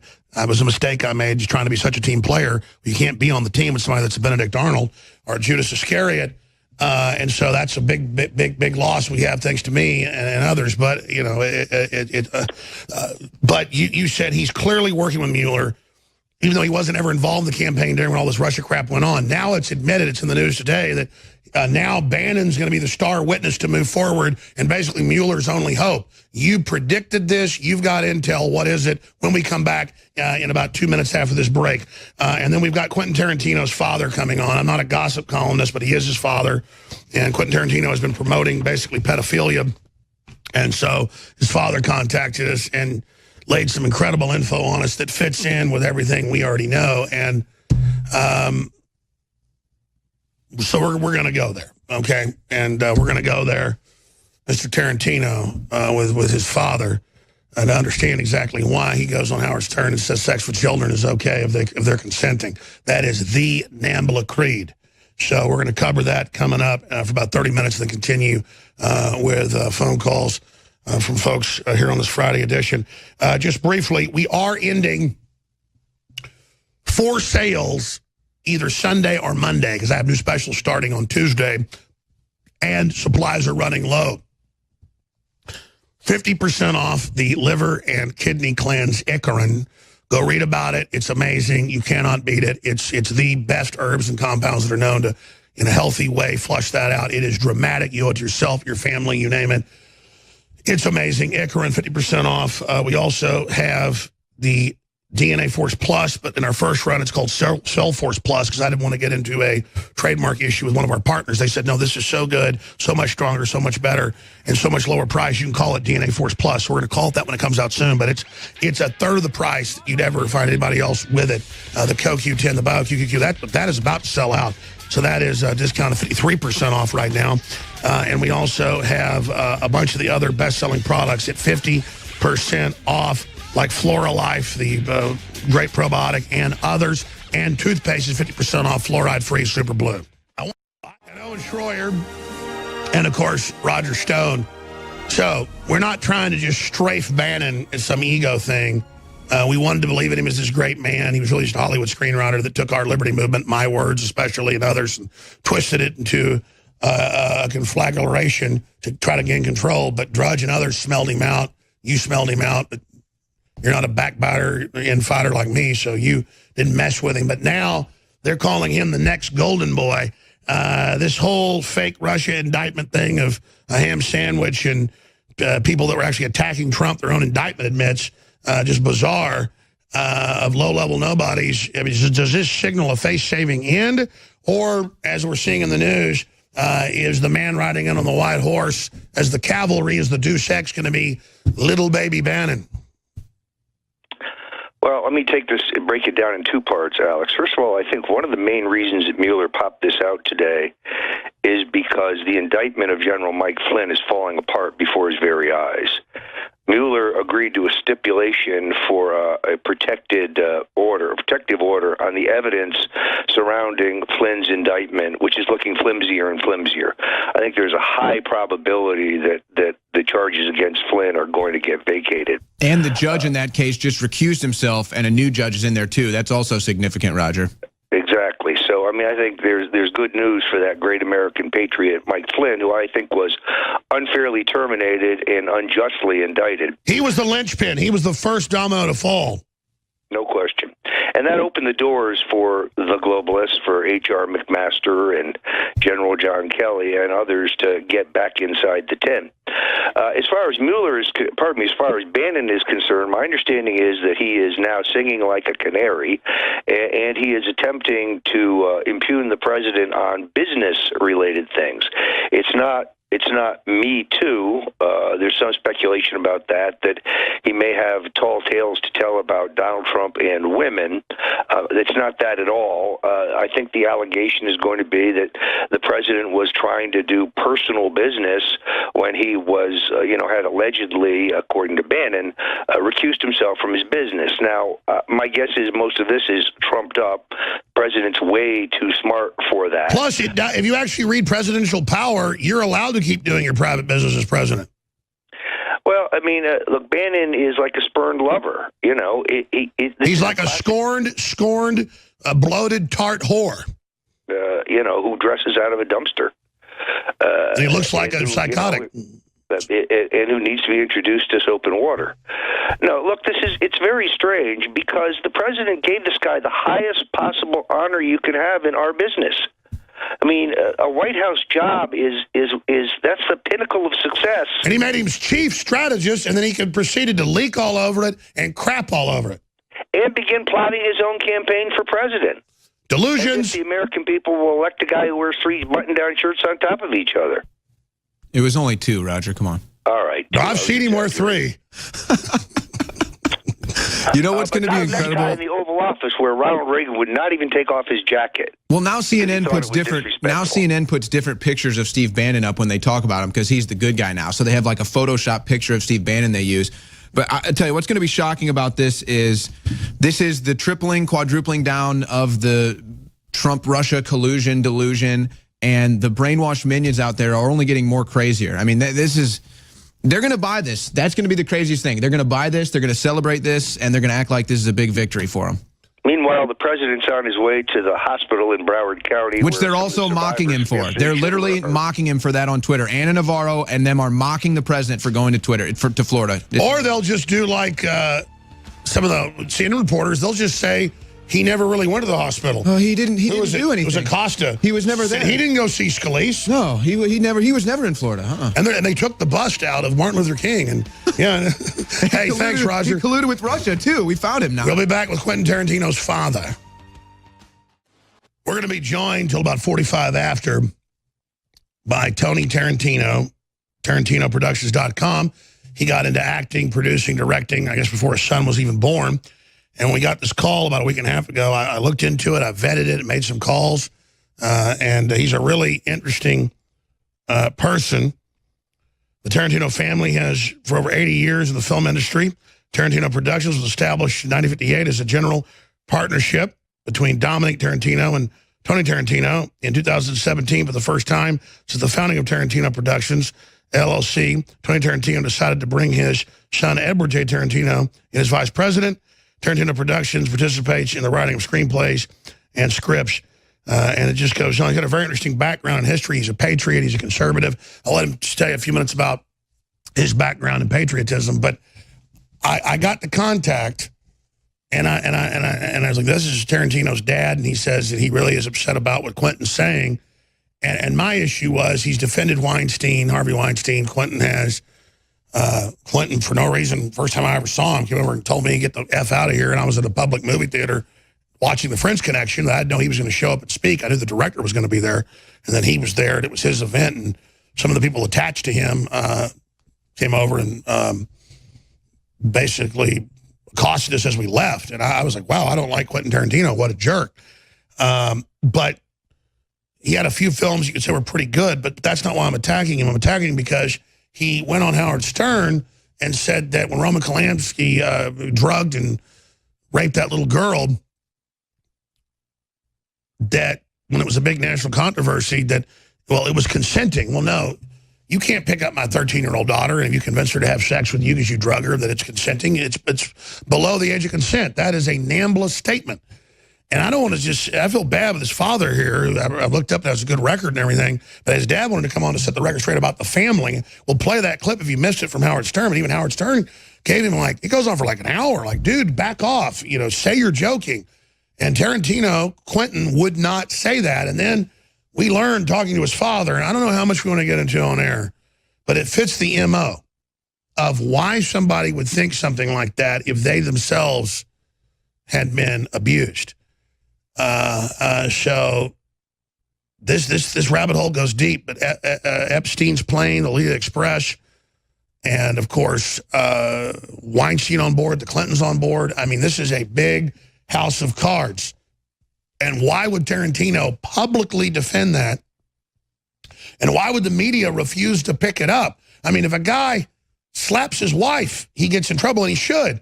Or if somebody slaps a girl in the butt, they get fired. And they should get in trouble. But when it's, hey, it's okay for men to drug 13-year-olds and rape them in the butt, excuse my French, it's okay if Quentin Tarantino says it. So we're going to go to break here in a few minutes and come back with the Stern clips. But Tony Tarantino, I know it's probably hard for you to come on and talk about this, but why did you reach out to us and say, for the family name that was in your first email, you wanted to come on and make a statement about this? That's really important to me, Alex. It's, you know, my dad was everything to me. He was my hero. My dad was an actor in the early 30s. He did films with Tom Mix, Buck Jones, Tim McCoy. That picture of him that you just showed is on Tom Mix's horse, Tony. You know, he was an actor. I had to be an actor. My dad was a World War II Marine. He served at Guadalcanal and Iwo Jima. I had to be a Marine. The Tarantino name has integrity. It has respect. And what Quentin has been doing with it just sickens me. And I first spoke out against him, and I think it was, 2015, when in New York he stood up and called all cops murderers. You know, I've got 2 cops in my family. One killed on duty. The other one died 50 years later after having his back broken 3 places, the Columbine obstructions that happened in Columbine University in New York. He just recently passed away from bone cancer due to those injuries. 50 years apparently. So you're Marines, you're police, you're patriots, and you're pissed that your son is pissing all over it. Yeah, exactly. And then here's another point that I make, to me, that's important. He really has no technical or legal right to the name Tarantino. When he was between 2.5 and 3 years old, his mother remarried, and her new husband, Zastapil, adopted Quentin. So his legal name is Quentin Jerome Zastapil. He went all through school and everything he did as Zastapil. Then when he decided he wanted to get into the film industry, he decided to jump on the Tarantino name that already had some recognition in the industry. And one thing, he made a public statement once, and he says, my dad, or Tony Tarantino, wanted to be an actor, and until he took my name, now he's an actor. That is so sick. My first film that I was ever in was Where the Boys Are in 1958, 5 years before he was born. No, I know. Your IMDb is huge. Your dad's IMDb is huge as well. So it just shows the total upside-down world. Talk about a 3-barreled name. That sounds like some British royalty name he got. He ought to keep his adopted little British royalty name instead of a cool name like Tarantino. I can't think of a more American-sounding name like Rocky Tarantino. I would mess with that guy. We'll be right back with Tony Tarantino straight ahead. I'm Alex Jones, and we're going to set the record straight with his father about why he's promoting stuff. Coming up, the videos on Infowars.com. The father looks like Kevin Costner. Leftist bully father of Florida shooting victim for supporting Trump. I don't feel sorry for him. F Trump. And so that video's on Infowars.com. It's a Kellen McBreen article. We're going to be covering it coming up. Now, Tony Tarantino, the confirmed, admitted father of Quentin Tarantino, one of the biggest directors in Hollywood, is our guest. He has Tarantino Productions. His dad was a World War II veteran of Iwo Jima, a Marine. He himself's a patriot. and he's on record in hundreds of films, directing in TV shows, movies, you name it. And so he's Quentin Tarantino's dad. And I just got up there and pointed out, I guess early last week, if you just tuned in, that the media ignores reports of pedophilia, men and women being raped. I'm not against gay people in general, but there is a, quote, gay mafia, gay Hollywood folks have said, where men get abused and then no one speaks up for them. And there's been a lot of reports about, Tarantino and others spitting on women, making them wreck cars, do dangerous stunts, all sorts of sexual assault by Weinstein being covered up, rape, you name it. And the media leaves Tarantino alone for some reason. And so that's a big question for his father. Why do they leave him alone? And why would Quentin go on Howard Stern and say, in the middle of a firestorm about Roman Polanski that, had a girl he grabbed, drugged, raped, why would he say it's consensual? That's NAMBLA type talk. It wasn't consensual, plus it can't be legally because she's not the age of consent. So it's why a 12-year-old can't get breast implants or have a sex change. I mean, it's the same thing, but the left wants to lower the age of consent so they can come in, tell parents not to be parents. They come in, take control of your children. That's the program. So he joins us now. But I want to play a clip of this so he can respond to it of Quentin Tarantino, his son, on Howard Stern. When Gary Garver, our reporter out in Hollywood, interviewed you, here's what you said. I got to ask you about this. Okay. This I don't understand. Your movie I understand. This I don't. You ready? Yeah. Okay, here we go. Hey, Quentin, how you doing, man? Hey. How's it going, man? Pretty good. Nice to meet you. What have you done to make the world a better place? I don't know. What do you think I've done? Cool movies. Oh, well, there. I'll stand with that. Pulp Fiction's awesome. Yeah. Hey, were you happy when Roman Polanski won the Oscar? Yeah, that was pretty cool, actually, yeah. What's so great about a rapist being the recipient of Hollywood's highest honor? I don't consider him a rapist. Right, that's the one. How can you defend? See, I don't understand this. How come Hollywood embraces this madman, this director who raped a 13-year-old? He didn't rape a 13-year-old. It was statutory rape. Yeah, all right. Well, that's not quite the same thing. All right? Come on. Enough said. It's not statutory rape. He had sex with a minor. All right, that's not rape. To me, when you use the word rape, all right, you're talking about violent, throwing them down. It's like one of the most violent crimes in the world. You can't throwing the word rape around is like throwing the word racist around. All right, it just doesn't apply to everything that people use it for. All right, he was guilty of having sex with a minor. All right? That she didn't want to have. No, that was not the case at all. She wanted to have it. Well, and dated the guy, and she was 13 and found out. Well, by the way, we're talking about America's morals. We're not talking about the morals in Europe and everything. All right, all right, let's stop right there. So the argument is it's consensual, but she was drugged and taken there by a woman, and none of this is even true, and it's in the police report. But he's going with the Hollywood story, though. He's dating, a 40-something-year-old man, a 13-year-old girl, and then she's bleeding all over the place, and then they sell this while they're saying men and women together is bad and Me Too movement trying to break up families. But pedophilia is okay. So I know you talked to the producer quite a bit, sir, and we'll come back in a long segment coming up. But hearing that, what generally either people are predators or they've been preyed on when they think like that. NAMBLA's argument is they should be able to come to your door, my door, and go, you got a 5-year-old daughter, 10-year-old daughter, son, whatever. If they want to go on a date with me, the UN is even looking at trying to make this world law that if the child wants to go, they're emancipated, they go. They want to get on a sailing ship with, 100 Somalis, and, it's up to them. I mean, no more parental rights. Your kid wants a vaccine, they get it. Your kid wants to take drugs, they do it. This is an attack on parenthood, parental rights, obviously. But, I mean, as Quentin Tarantino's father, and him hanging out with Weinstein and all this, and all the new controversies, what do you make of this, sir? Well, for one, it totally infuriates me if me or you, as an adult male, take an adult female out and get her stoned out of her head on alcohol, then take her to a room and have sex with her. That's rape. You get charged with it. That's illegal. Look at all the cases that have come out with things like that about men just getting a woman intoxicated, then taking advantage of her. That's rape. Now you take a 13-year-old. I mean, God, didn't care if this 13-year-old was the most beautiful female on the face of the earth, and she comes up and says, I want you. You got to be plumb out of your ever-loving mind to even think about taking advantage of something like that. I've got 3 books right here behind me written on Quentin Tarantino, and I'm quoting you some of the things he said, and they're in these books. One thing that he said is that when he was a kid, 11, 12 years old, his mother used to take him to the Pussycat theaters and sit there and watch porn films with him. Wow. Now, that's a statement he made, and it's in one of these books. It's sick. It really is. There's no excuse for it. Quentin, I got to say, is a filmmaking genius. He's done some phenomenal work.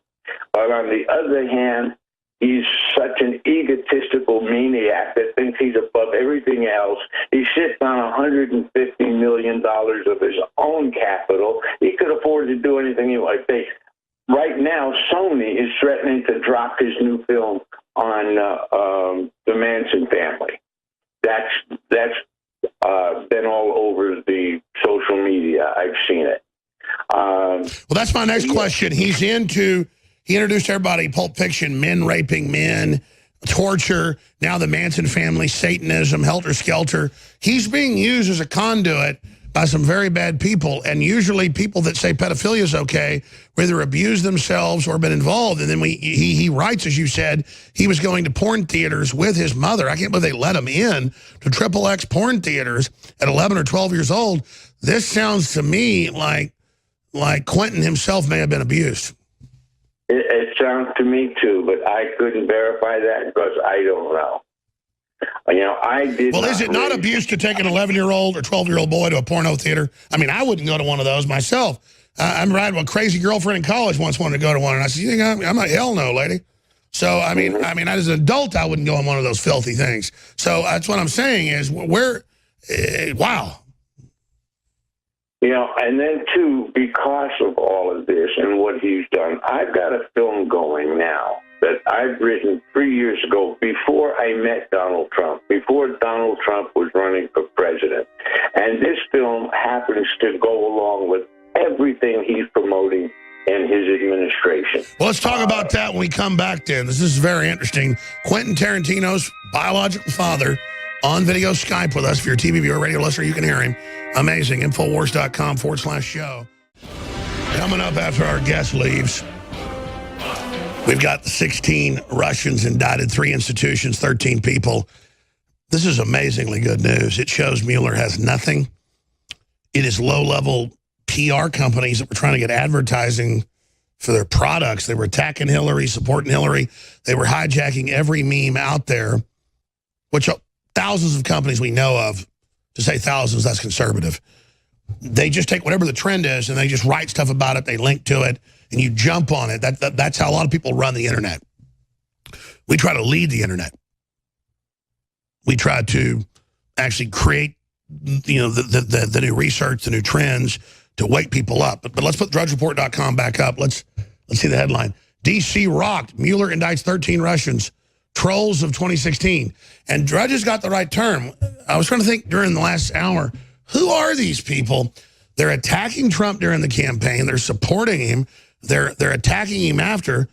And I went, wait a minute, why are so many of those things they jumped on things I said, things we created, like Hillary for president 2016? And it's because they were viral. I mean, we sold by then like 80,000 T-shirts. Trump was like, my God, Alex, everywhere I go, your T-shirts are there. You'd go to the RNC, it was just every other shirt. People saw that. They jumped on it. And then they go, oh, Jones, Hillary for president is the Russians. No, it's me. It's you, the listeners. You decided to buy the shirt. It got huge. Some Russian marketing company, not even political, jumped on. And that's all Mueller's got. This is incredible. Tony Tarantino, father of Quentin Tarantino, I'm not on some mission against Quentin. And you're his dad, and you've been in a lot of films, a lot of movies before him. And, it's strange that you were already in film and your dad was in film and then he got into it. Maybe, I guess, because he was looking back on what you'd done. But you've got to do film out or film you're producing. Tell us about that. You want to produce. But just getting into his psychology, you mentioned when he wrote the book, you're being careful here about being taken to porno theaters by his mother, back when I guess it wasn't internet or wasn't, Cinemax or whatever on cable. I have seen that when I was a teenager. Why would he defend Roman Polanski and pedophilia? And then why is he so arrogant, and why is he being protected by Hollywood? That's a damn good question. The only thing I can come up with is because of power. Money and power within the industry. It's just the same thing that Weinstein was accused of, telling women they'd be blackballed, they'd never work again if they didn't submit to his commands. And basically, in my opinion, that's the same strength or the same position that Quentin is using. And when you look at Roman Polanski, what he's been able to get away with because, again, of his recognition of his position. I met Harvey I think we sent you a picture at the... Yeah, let's put that up. Tony Tarantino with Harvey Weinstein. When we have that photo, let's put that up. Go ahead. Now, that was an award ceremony for Quentin at the Beverly Center. I saw Harvey walking up, and I was excited. I wanted to go over and meet him. He was walking up, and he had this gorgeous young thing on his arm. And I walked up to him, and I said, "Hey, Harvey, let me introduce myself. I'm Tony Tarantino." And he looked at me really stout-like, and he said, "Don't bother me. I'm busy right now." And I looked at him, and I'm like you. I say what comes to my head, and a lot of times it gets me in trouble. But and I just looked at him, and I said, "Yeah, Harvey, that's obvious. You're too busy being an asshole," and walked off. And that was my introduction to Harvey Weinstein. These people, all of them, regardless of who they become so full of themselves and self-importance and power within the industry that they basically feel they're above the law, they're above reproach, and they get away with any damn thing they feel like. And when you listen to some of the idiotic things that he has said, not just now, but all through his career ever since he became well-known. And to me, that's really too bad. Hey, I'm an actor, but I'm no different than anybody else. That's what I do for a living. That doesn't make me, above anybody else in any other way.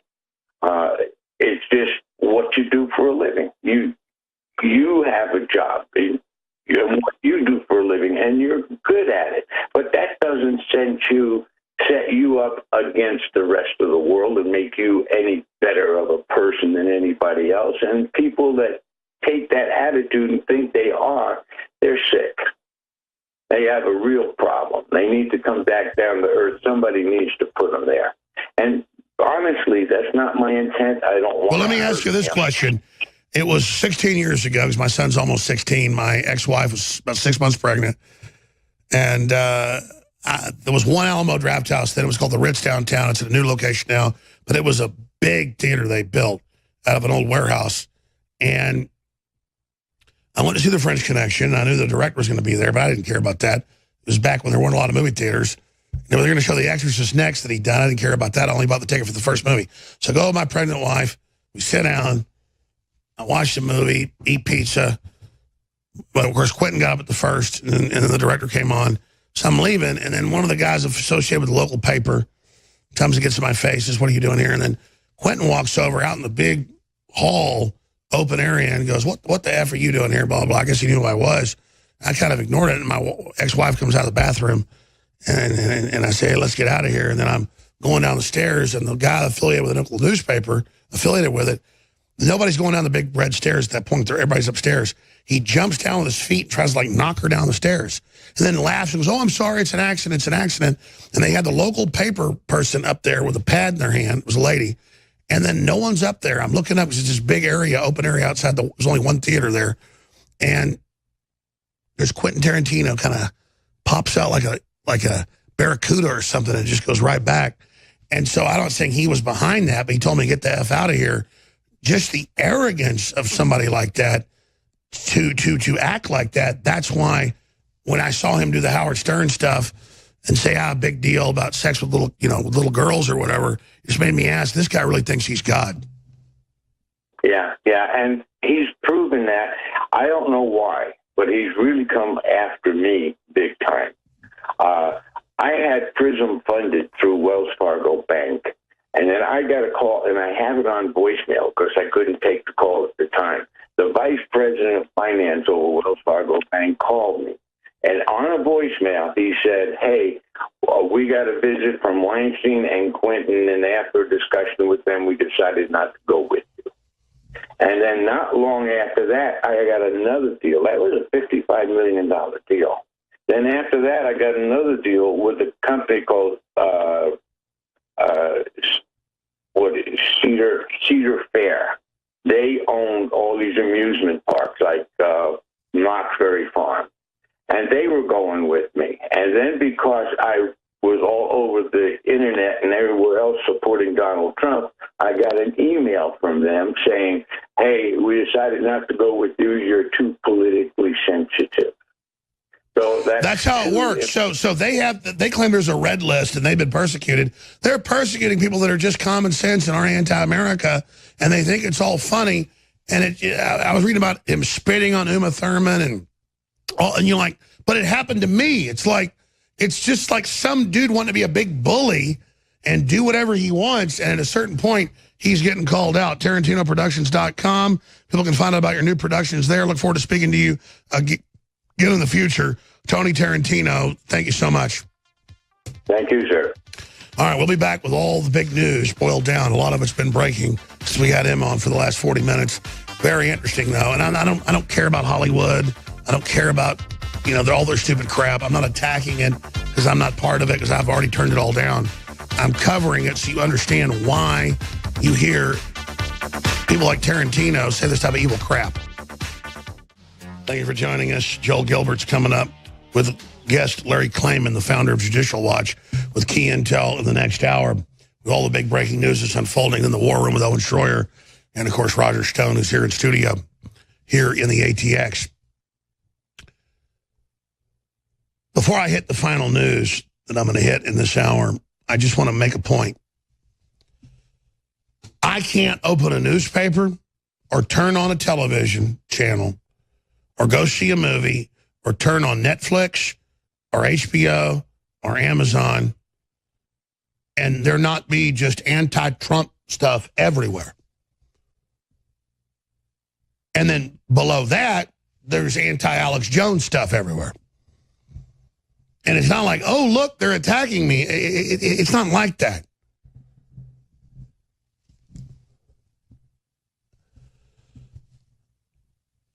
And so I'm sitting there last night with my son, and he's looking at documentaries. And it's like all this anti-Trump stuff. And there was like some show called Scams or something on Netflix. I forget. And one of them is Donald Trump. And I already knew all about it. So I said, let's watch this. The thing was like almost 2 hours long. We sit there. We started thinking like 9 o'clock at night. I never stay up till 11 anymore. I'm like an old man. So I got up at like 5 a.m. I watched this whole thing. And it was all lies and distortion. And it isn't like I'm just defending Trump. I know all about that stuff. And I've experienced the lies. And then I just say to myself, what is it about this guy that's got them so scared? And then I look into my gut, and my gut goes, back Trump, back Trump, back Trump. He's real, he's real. From way before I ever came on the show or I ever talked to him on the phone, I'm not into politicians. I'm not into celebrities. Trump's kind of goofy with the stupid hair and all of it. It's not about that. Like, I'm totally liberated not caring about celebrity. But with Trump, there was something different. And you know somebody by their enemies and the way they hate him and the way when I watched that show, like all the other ones I've seen, it was the exact same thing. Oh, he's fake. Oh, he's a loser. Oh, maybe he only has $10 billion. He claims he's so rich. But you know the big secret? Almost no one in the last 50 years, almost all our fortunes were made by mavericks like Trump before. But in the last 50 years, they were all made by combines and centralized groups and these societies. Trump did do hundreds of things, did fail at dozens of things. he's total Americana. And that's why they're so scared. He does go with his gut. He is impetuous. He does do these things, and that's what I'm like, and that's what you're like, and that's why they hate us. And you watch these documentaries and all the rest of it, and you really realize what these people are like.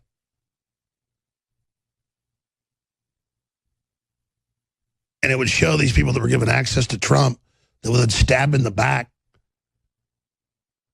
and say crappy things about him. Like, oh, in between divorces, he really loved hot women. Oh, my God, what a demon.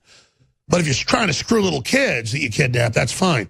You know, when all you goody two-shoes are mad about pedophilia, I'll start worrying about grown men, you know, in between divorces liking hot women. That's how God built us. And I'm not saying all of it's good or perfect. I get it. The point is, get this beam out of your own eye before you tell me to get a speck out of mine. It's just, my gut tells me Trump's good, and then it's delivering. My gut's never wrong. I didn't like the Hollywood Trump. I didn't like the Apprentice Trump. I don't. But then once I got the political Trump, I was like, and that's the real Trump. That's what they're scared of. The evil spirit that is globalism hates Trump because he simply wants prosperity and he's confident. See, a Satanist is really immature and they're very, very insecure. They are really scared by Trump because they act all secure and they act all invincible and they act like they're faking until they make it. Trump's already made it. And you've already made it. Because you don't want to screw people over. You're already confident. You're not looking for power. That's why they hate you.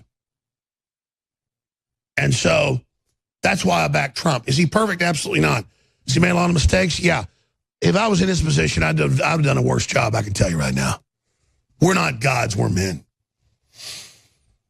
And I look at the Stormy Daniels thing right before he got remarried or whatever, and now, you know, she got paid off or whatever, and she admitted it was all consensual, whatever.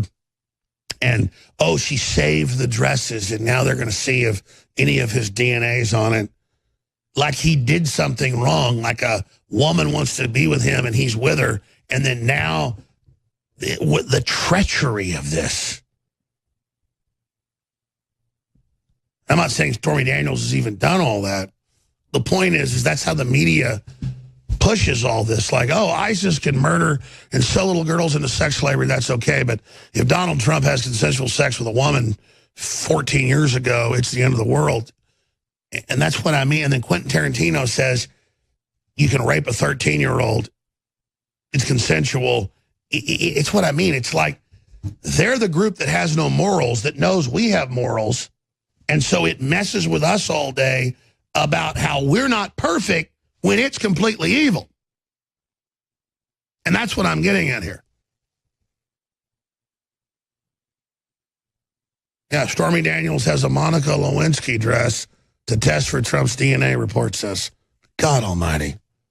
It never ends. So that's where I stand.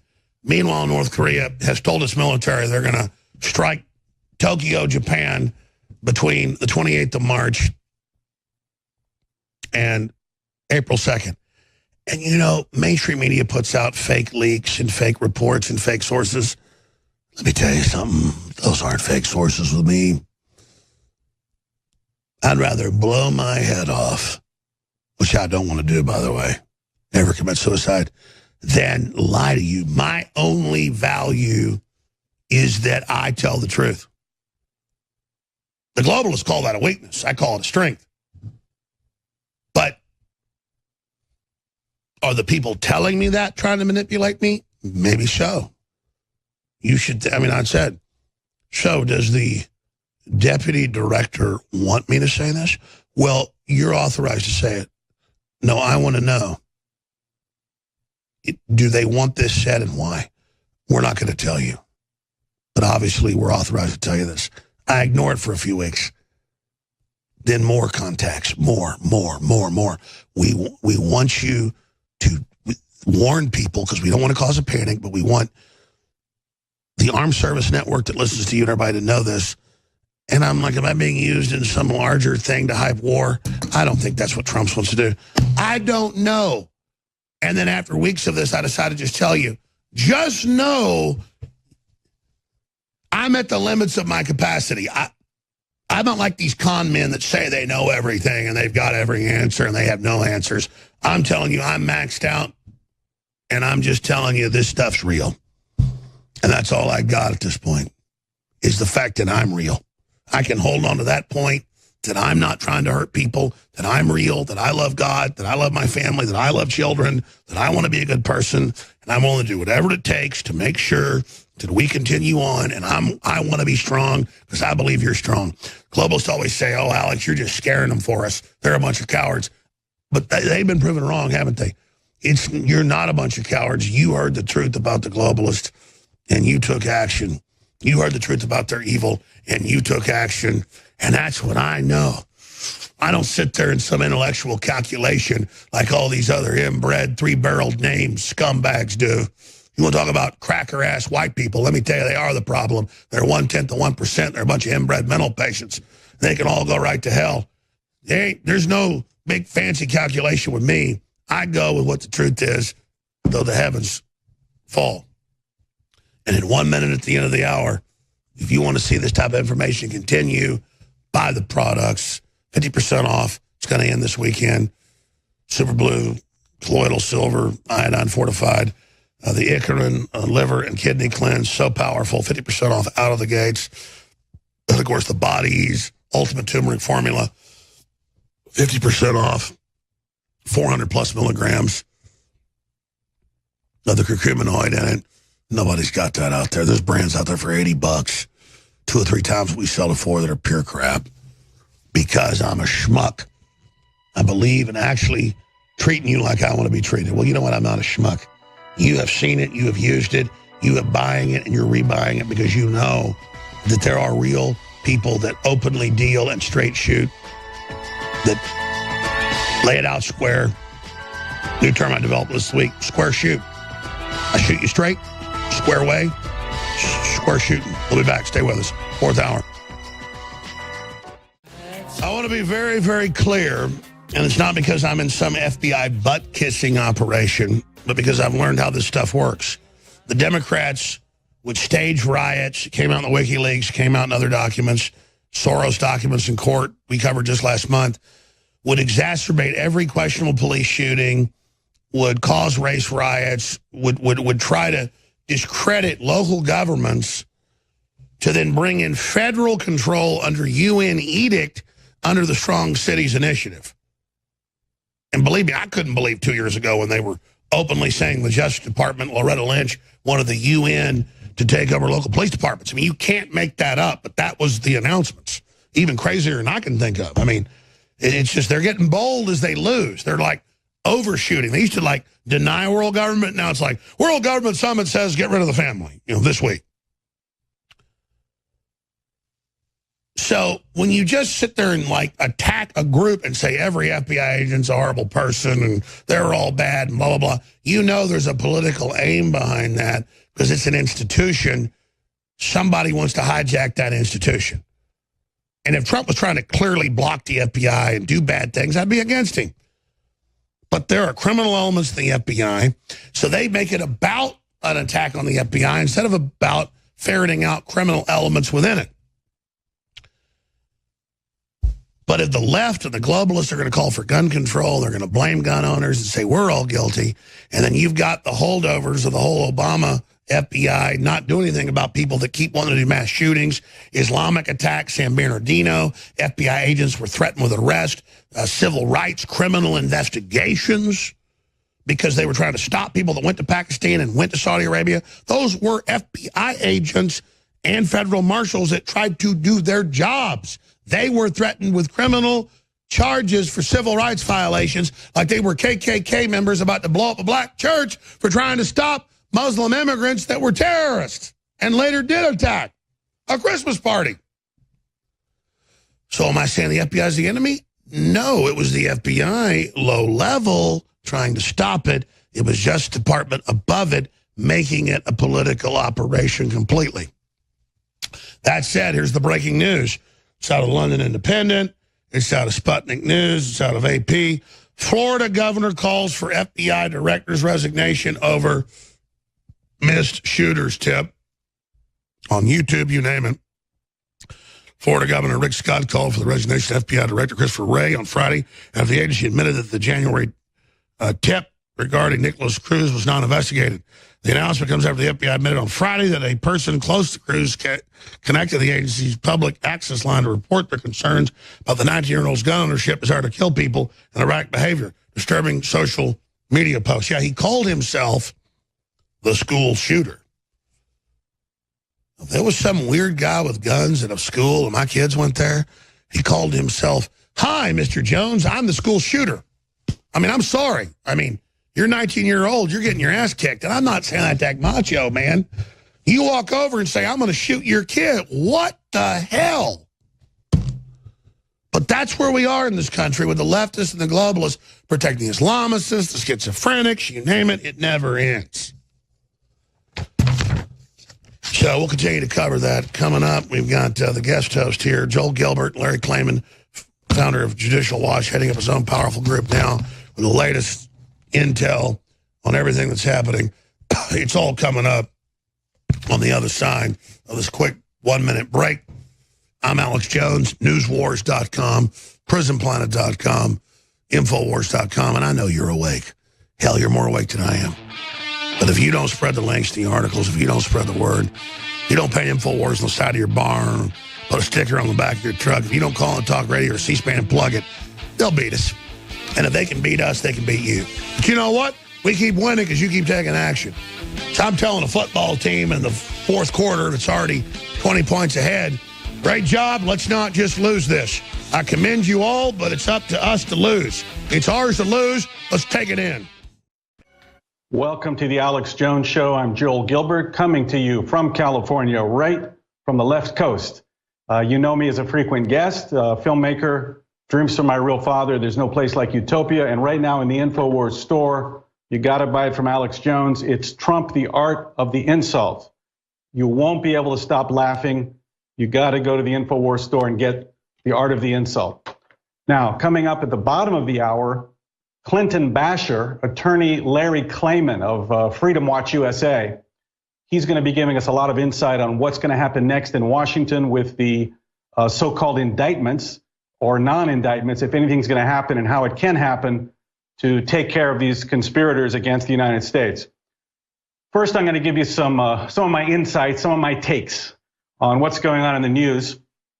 Briefly, because we're going to talk to Larry Klayman later, I want to talk about something personal about the Steele dossier. Of course, we all read about Bruce Orr. People have seen Bruce Orr in the news quite a bit. His wife worked for Fusion GPS. She was a Russia expert, and he's knee-deep in it. Well, I actually went to high school with Bruce Orr. There's that high school photo. And I knew Bruce Orr growing up. Came from my small town in Oak Ridge, Tennessee. Bruce was a nice enough guy. And the reason I'm telling you this is because he was a brainiac. He was an A+ student, physics major in college. He was not an ideologue. He was not a political person. If I'm being honest, he was a little bit of a wimp.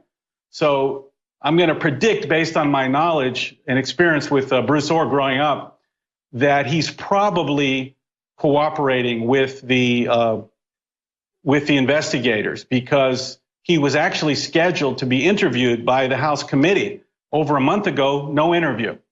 And I think that's very interesting. I think his personality is someone who's going to cooperate. If anything, it was his wife, Nellie, I think, that got him into this nonsense, because we saw how much she's involved with Russia. She spent time in Russia. She learned Russian. And in my experience, people that become so obsessed with Russia is very strange and very rare group of people that do that. And the only people that do that are essentially what we call red diaper babies. Red diaper babies are children of communists, children of Communist Party USA members.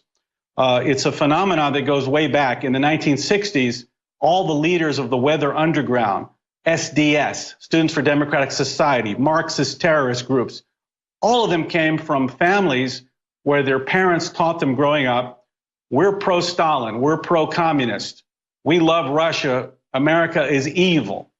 This is the nonsense these people were fed, and then they grow up having an obsession with Russia.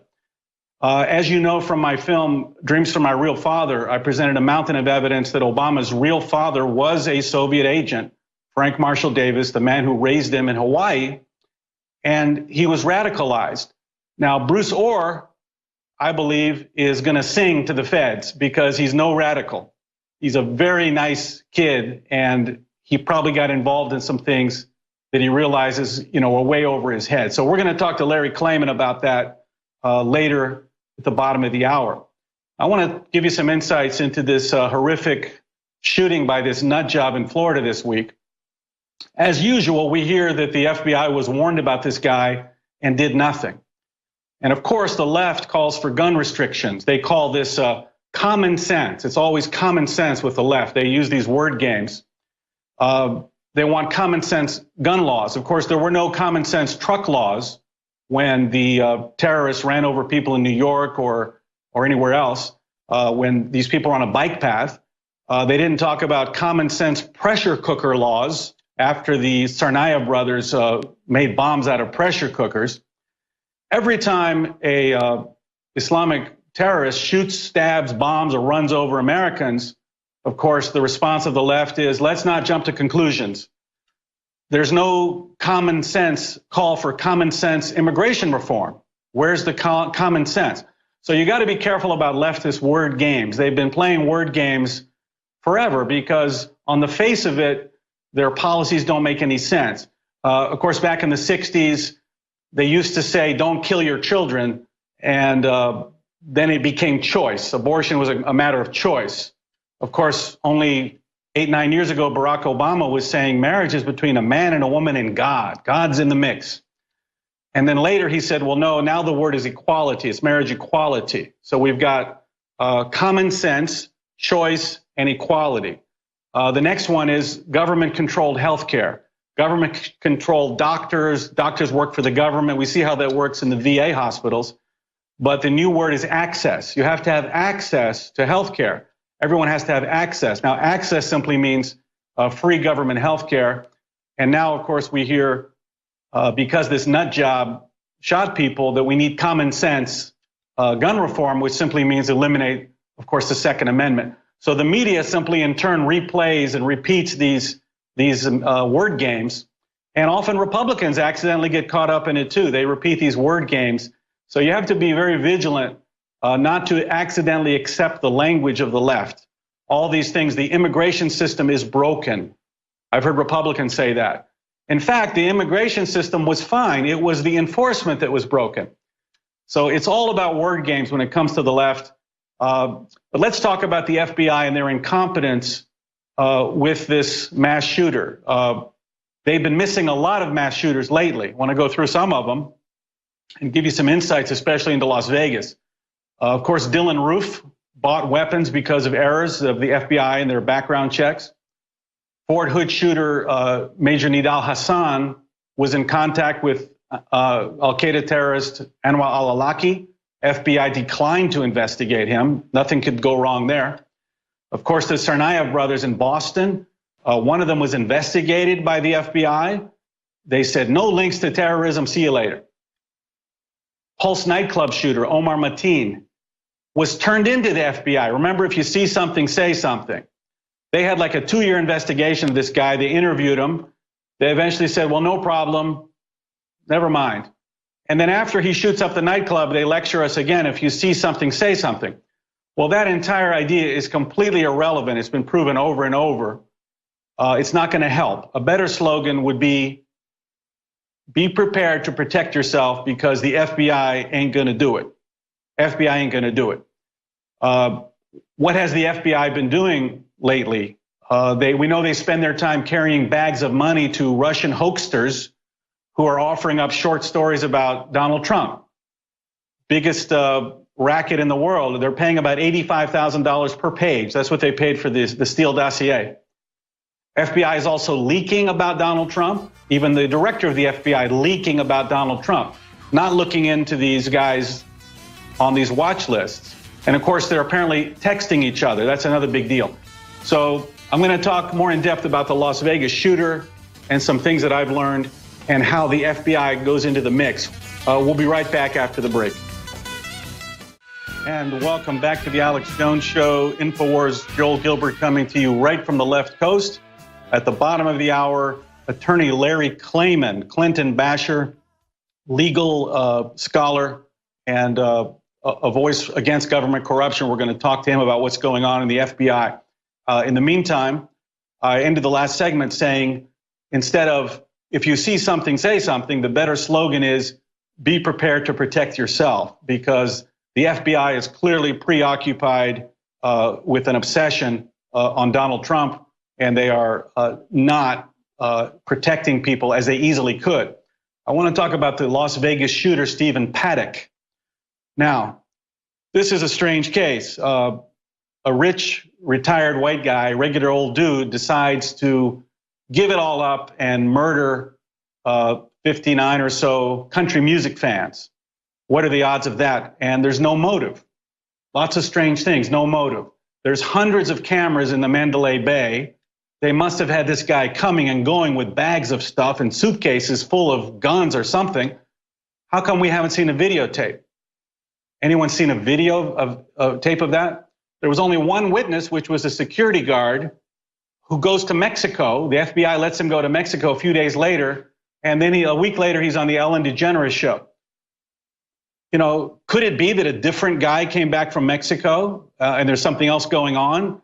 As long as there's no information, you have to wonder what's happening. Now, I called a source, a good friend of mine who was a retired military guy, very high up in the US military, retired in Vegas for many years.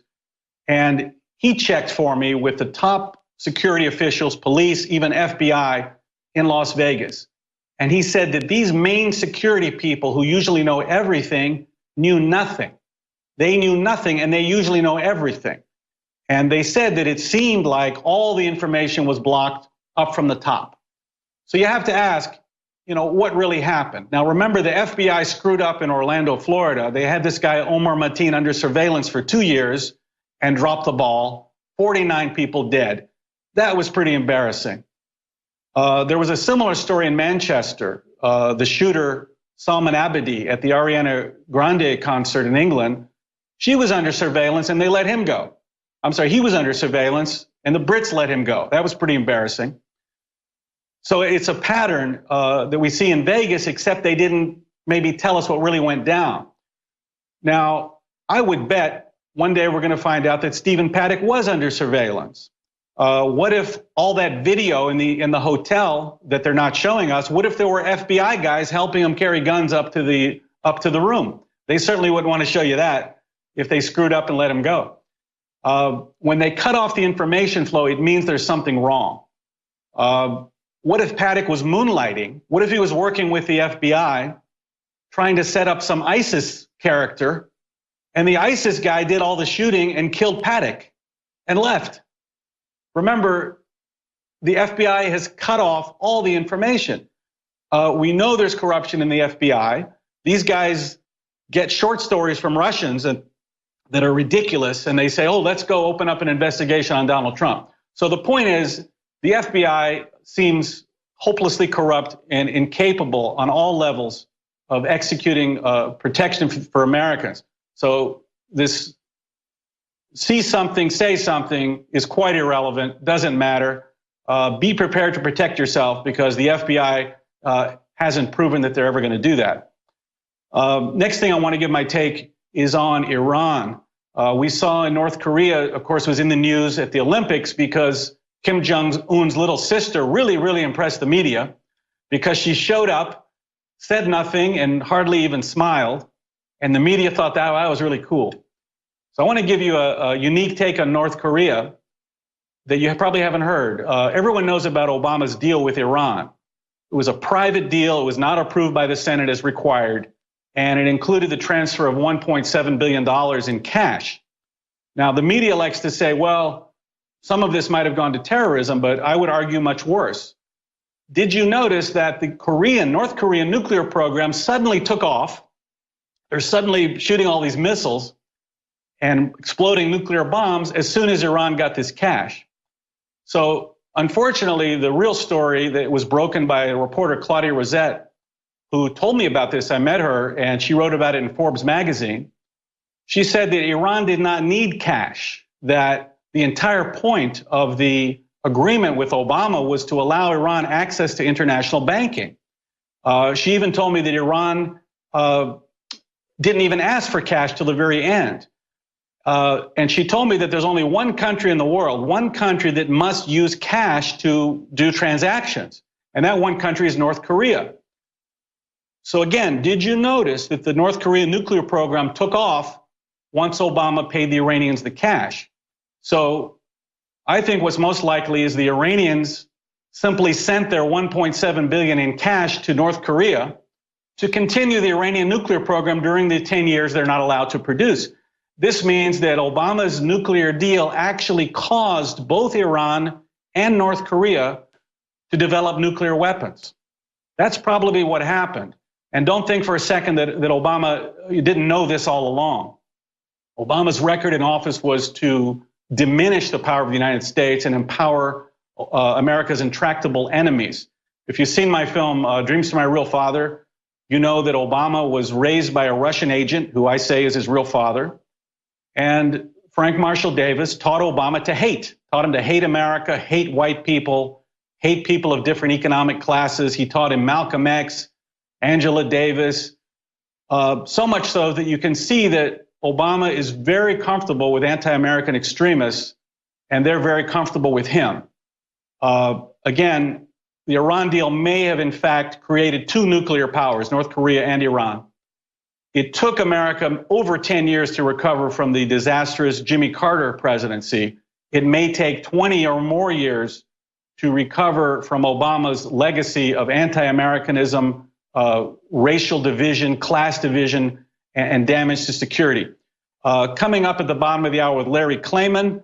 First, we want to pay some bills. I want to tell you to please go to the Infowars store, because we want you to check out the Super Blue products at the Infowars store. They're 50% off for a limited time. And it goes like this. In the fight to avoid outside toxins and fluoride, you may be missing one of the most obvious sources, your store brand toothpaste. While you try to keep your mouth clean, you may be filling your body with unnatural ingredients and fluoride. That's why Infowars created the Super Blue fluoride-free toothpaste. This groundbreaking fan favorite at Infowars Life Products is 50% off. It's loaded with the good halogen iodine and other beneficial compounds, hand-selected for their oral health benefits, featuring plenty of natural oils, high-quality ingredients, used in Aboriginal and biblical times. Again, it's called Super Blue fluoride-free toothpaste. It will supercharge your health and leave you with fresh, minty breath. And you need something like that when you know the FBI isn't helping out. You know you need it because you need to have a break sometimes, and I think this will be something you'll really enjoy. If you're not a fan of peppermint, don't worry. There's also bubblegum flavor. You can expand your fluoride products for a full and natural bathroom habit. I'll be up at the bottom of the hour with attorney Larry Klayman of Freedom Watch USA. We'll take calls later. Welcome back to the Alex Jones Show. I'm Joel Gilbert, sitting in for this hour on Infowars, right from the left coast, from Los Angeles, California. We're going to be taking some calls later. Start calling in. It's 877-789-ALEX, 1-877-789-2539. I'm going to bring on my guest now. It's Larry Klayman, the incredible warrior, founder of Judicial Watch and Freedom Watch. He's known for his strong public interest advocacy in ethics, individual freedoms. Larry became so famous for fighting corruption that the NBC hit show West Wing named a character after him named Harry Claypool, played by John Deal. His latest book is Whores, Why and How I Came to Fight the Establishment. Larry Klayman, welcome to Infowars. Thank you, Joel. Thank you for that nice introduction. Great to have you. All right, before we get into some of the FBI corruption, let's catch up a little bit. What people want to know is the Clintons have a rap sheet that would make Al Capone blush. Why have they never been put away? What have you done to try to do so, and what has always stood in the way? Joel, that's the $64,000 question adjusted for inflation. So it's now in the multi-millions. But this is the way Washington works. It's why I founded Judicial Watch back in 1994. Of course, you know, I left and I ran for the U.S. Senate, and I started Freedom Watch when I came out, and that can be found at freedomwatchusa.org. But it's all a giant kabuki dance in Washington, D.C. I did get a finding that Bill Clinton committed a crime when he released the Privacy Act protected files of a woman he sexually assaulted in the Oval Office, Kathleen Willey. But other than that, the government does not take action against its own. It's like the National Football League. You have the American Conference, the National Conference. They both exploit these scandals. They go on TV, whether it's Fox News or CNN, depending on whether you're right or left, but nothing ever happens because there's an unwritten truce between the parties that we're not going to take out any of our upper level establishment people. And that's why you need a Larry Klayman and a Freedom Watch. I've now recommended that I be appointed special counsel. I'll get the job done. I'll take care of the Clintons. I'll take care of Obama. I'll take care of the corrupt Republicans. We're nonpartisan, and they can sign our petition at freedomwatchusa.org. It needs to be, we have 15,000 names so far, but we need to have many more because the president needs to put his foot down and either nominate me or nominate somebody like me to finally get this job done, because they're going to destroy him. Mueller will destroy him, and so will the Obama-Clinton deep state. All right, well, that's what I want to look. Conservatives have been very frustrated because, of course, Obama interfered in the 2012 election. He unleashed the IRS on conservative groups so they couldn't organize while the left could organize. Of course, Benghazi, American ambassador killed. All the evidence was there. Nothing happened. IRS, nothing happened. Now we've got the DOJ and FBI interfering in the 2016 election. What can you tell us to give us any encouragement or hope that the law will be applied against Obama and the leftists, that this will be any different, that it won't just be swept under the rug and let's move on? Joel, it won't be any different unless I'm appointed special counsel. There's nobody like me, frankly. And you can see what's going on right now with Trey Gowdy. He's playing both sides of the street. He's going out in a private practice. He's praising Mueller. He started an investigation over Rob Porter in the White House, the guy who was accused of abusing his ex-wife. These people play both sides of the street. So, you know, it's not just an advertisement. I honestly believe I will risk my life for this country if I have to, and I have been threatened in the past, is that you need a Larry Klayman to be appointed special counsel or it won't happen. My former group, Larry, go ahead. You know, no, my former group gets documents. That's good. But then they ask the government to do something. The government's not going to do anything. And if I'm special counsel, I will have the powers of the Justice Department behind me, and I conduct investigations. We've got enough now to indict the Clintons, to indict Obama, to indict Mueller for leaking grand jury information on Trump, for a lot of different things. And it won't happen unless I'm special counsel. It won't happen. There's nobody else out there that'll do it. Okay, let's take, for example, what's going on with Jeff Sessions. You'd think he would have the power to clean house. And people seem very frustrated that he's kind of acting like an employee at the DOJ instead of the head of the DOJ. Why isn't this guy, hardcore Southern conservative, supported Trump from the get-go? Why isn't he cleaning house? Joel, first of all, he's a politician, okay? So by his nature, he plays all sides at the same time. But the problem that Jeff Sessions has is that he himself is under investigation as either a subject or a target of Mueller's investigation. He's been accused of perjuring himself in front of Congress by virtue of saying he never met with a Russian ambassador. It was nonsense, even if he met with him. There was no big deal, but he didn't tell the truth, number one.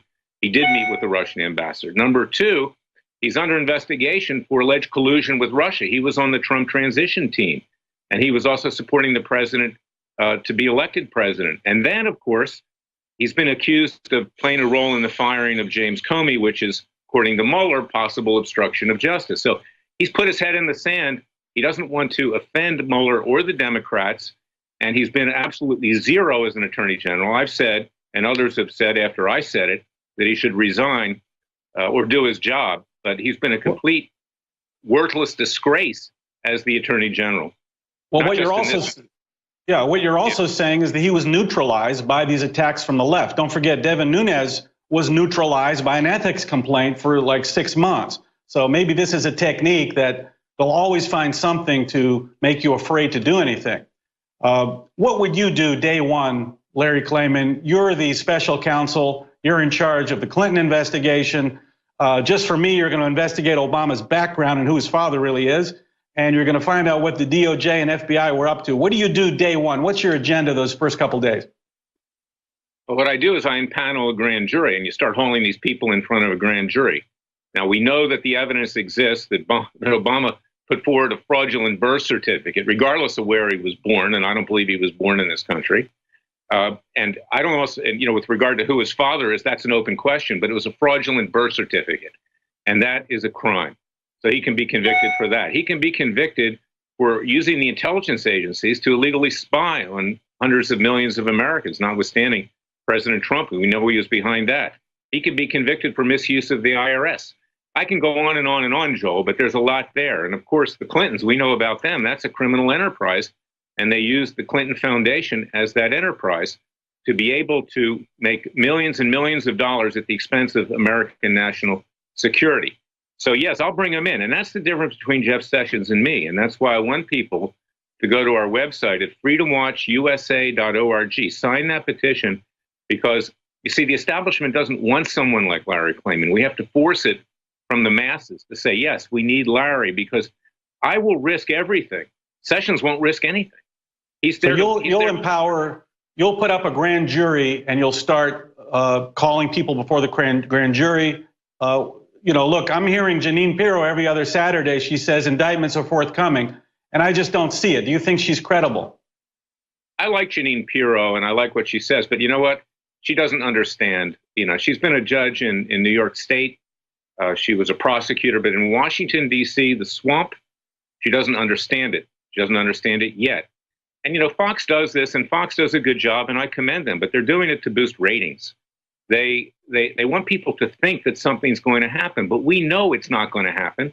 Same thing for Hannity, this optimism, or Sarah Carter or John Solomon. I know them both. They're nice people. They're good reporters. But it's to try to boost interest. But unless you have Larry Klayman as special prosecutor, it's not going to happen. It's never happened in my entire career. Well, we're gonna come back next segment. We're gonna keep Larry Klayman with us. Please call in, ask questions of Larry. It's 877-789-ALEX. Again, 877-789-2593. Bring your questions to Larry Klayman. Let's see if we can get him into the special counsel's office. We'll be right back in a couple of minutes with Larry Klayman. Welcome back to Infowars, the Alex Jones Show. Joel Gilbert here, coming to you right from the left coast with my guest, Larry Klayman. I'm going to take a few calls in a minute, but first, Larry, I want to ask you, you've been fighting the Clintons for 30 years. Tell us something we don't know that would just horrify us even more, if that's even possible. Did Hillary order the attack on the Waco compound? Give us one thing we don't know that people would be really shocked by. What we don't know is what we don't know. Now, we know that there's a pattern in practice, Joel, of the Clintons going all the way back decades, where they use government services, they sell it for campaign contributions and to line their own pockets. There's a lot of things we don't know. Now, one of the things that I was trying to uncover was the sale of waivers to do business with Iran while Hillary Clinton was Secretary of State. This is something that hasn't come out. A Democrat judge was appointed to this case, and not one document ever came out. So consequently, that's something that we'll be looking into if I'm special counsel, because she was actually selling U.S. national security, undermining the sanctions against Iran to line her own pocket. We know that's what they do. And I also want to get into some of the judges who have covered for them. Frankly, they should be indicted too for covering these things up. I'm writing a column today for WorldNetDaily.com about the judges, and we have such politicized Obama and Clinton hacks on the bench that they slow roll everything.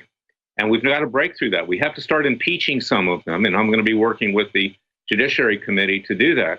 But as special counsel, I can bring them in front of the grand jury, and in fact, we can indict them for covering things up. Let me give you an example. Amy Berman Jackson, who's sitting on the Manafort prosecution, first of all, won't let Manafort out of house arrest. Then she puts a gag order on so he can't defend himself when he's being attacked in the media. On top of that, she's not concerned about the criminal grand jury leaks of Mueller, which are criminal. They're trying to destroy Trump and everybody around him before they're even tried. So these are the kinds of things. If a judge violates his or her oath of office, she should be indicted. And Amy Berman Jackson should be indicted. So that's why I need to be special counsel. I mean, there will be hell to pay. All right, Larry, I think a lot of people would like to see that. Let's go to Rudy in California and see what he thinks of Larry Klayman as the special prosecutor. Rudy? Go ahead, Rudy, you're on. Idea. This Robert Mueller is no good. I mean, he is truly the deep state. That's who he is. I mean, here I am. I'm in California. You know, I was raised around Democrats, but I'm becoming more, I guess you could say more of a conservative Democrat now, but I'm different than them. I tell you, I'm getting tired of this. This is ridiculous. Okay, thank you for the call. Let me go to someone else. Let's go to, there's also a Dr. Kelly who wants to volunteer for Larry's special grand jury. Larry, is it legal if you put on a Alex Jones supporter? Let's see what Dr. Kelly has to say. Hey, Are you Larry, there? good to be there with you today, and thank you for your work. And I would like to volunteer, and I would like to call on all Californians and Nevadans to wake up. This is the grand jury reawakening. You need to get there and serve at your county level. You need to do the accusation and indictment functions of your criminal grand jury as well as your civil. And I've got to serve for 3 years in one of the 58 California counties, and I would like to volunteer for the special federal grand jury if needed. Okay, thank you for the call. Larry, can you take volunteers in this way, or you'd have to get them more at random to be able to really kick ass? How does it work? No, there's two ways to do it. Who's on the grand jury? Two ways to do it.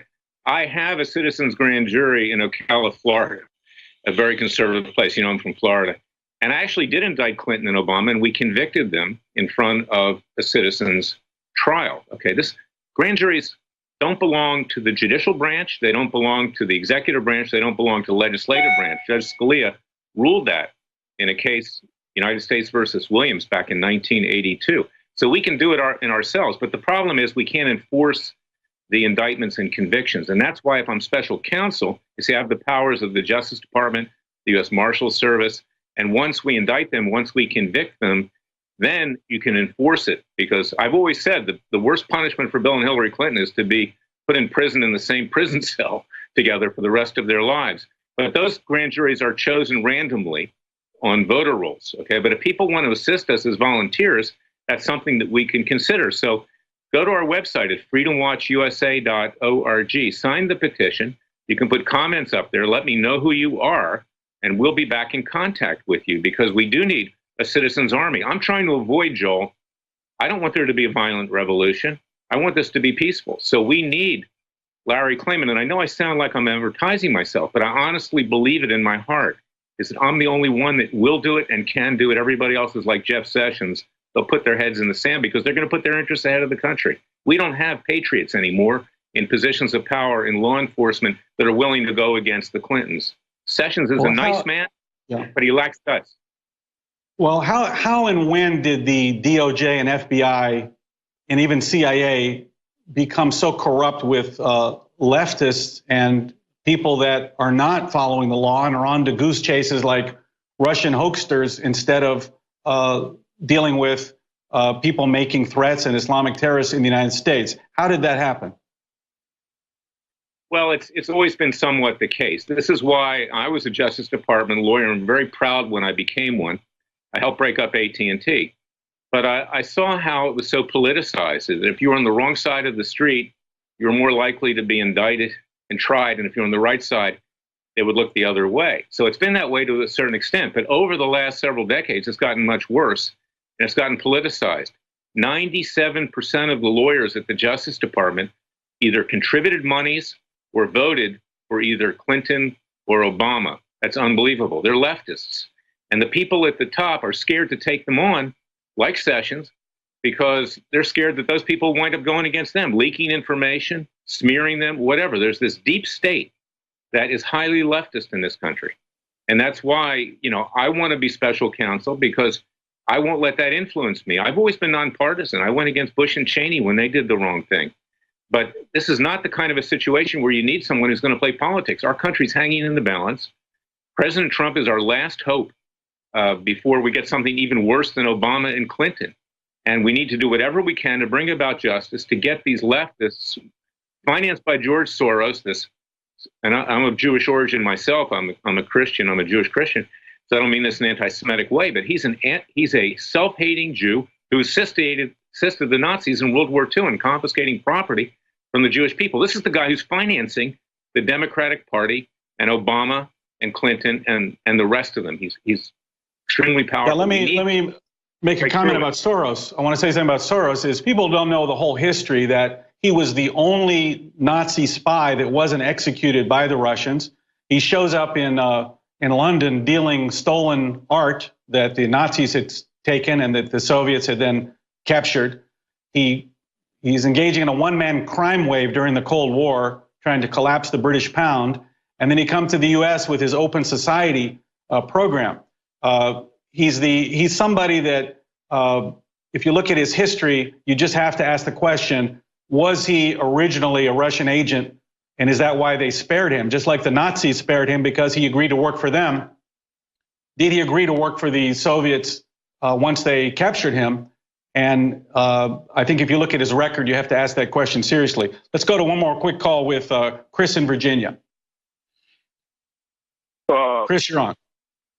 Yeah, what I was wondering about is how do we get rid of the entrenched deep state in the DOJ and the Justice Department? If you look at it, Mueller, then Comey, then what they're saying about Wray. How do these people get slipped in front of a president to how they can get put in positions of power, and then it filters down to the field agents around the country?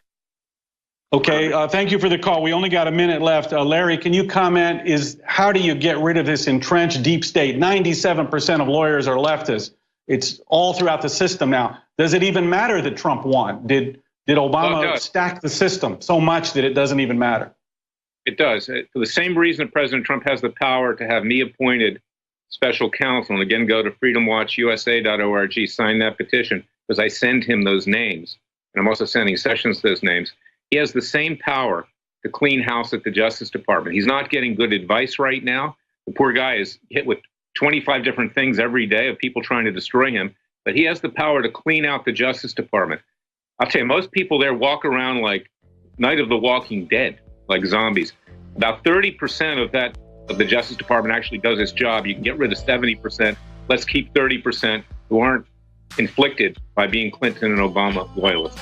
Okay, Larry Klayman, thank you very much for being our guest. This Infowars with Joel Gilbert. Thank you for being here. Please check Infowars.com, freedomwatchusa.org. Thank you so much, right from the left coast.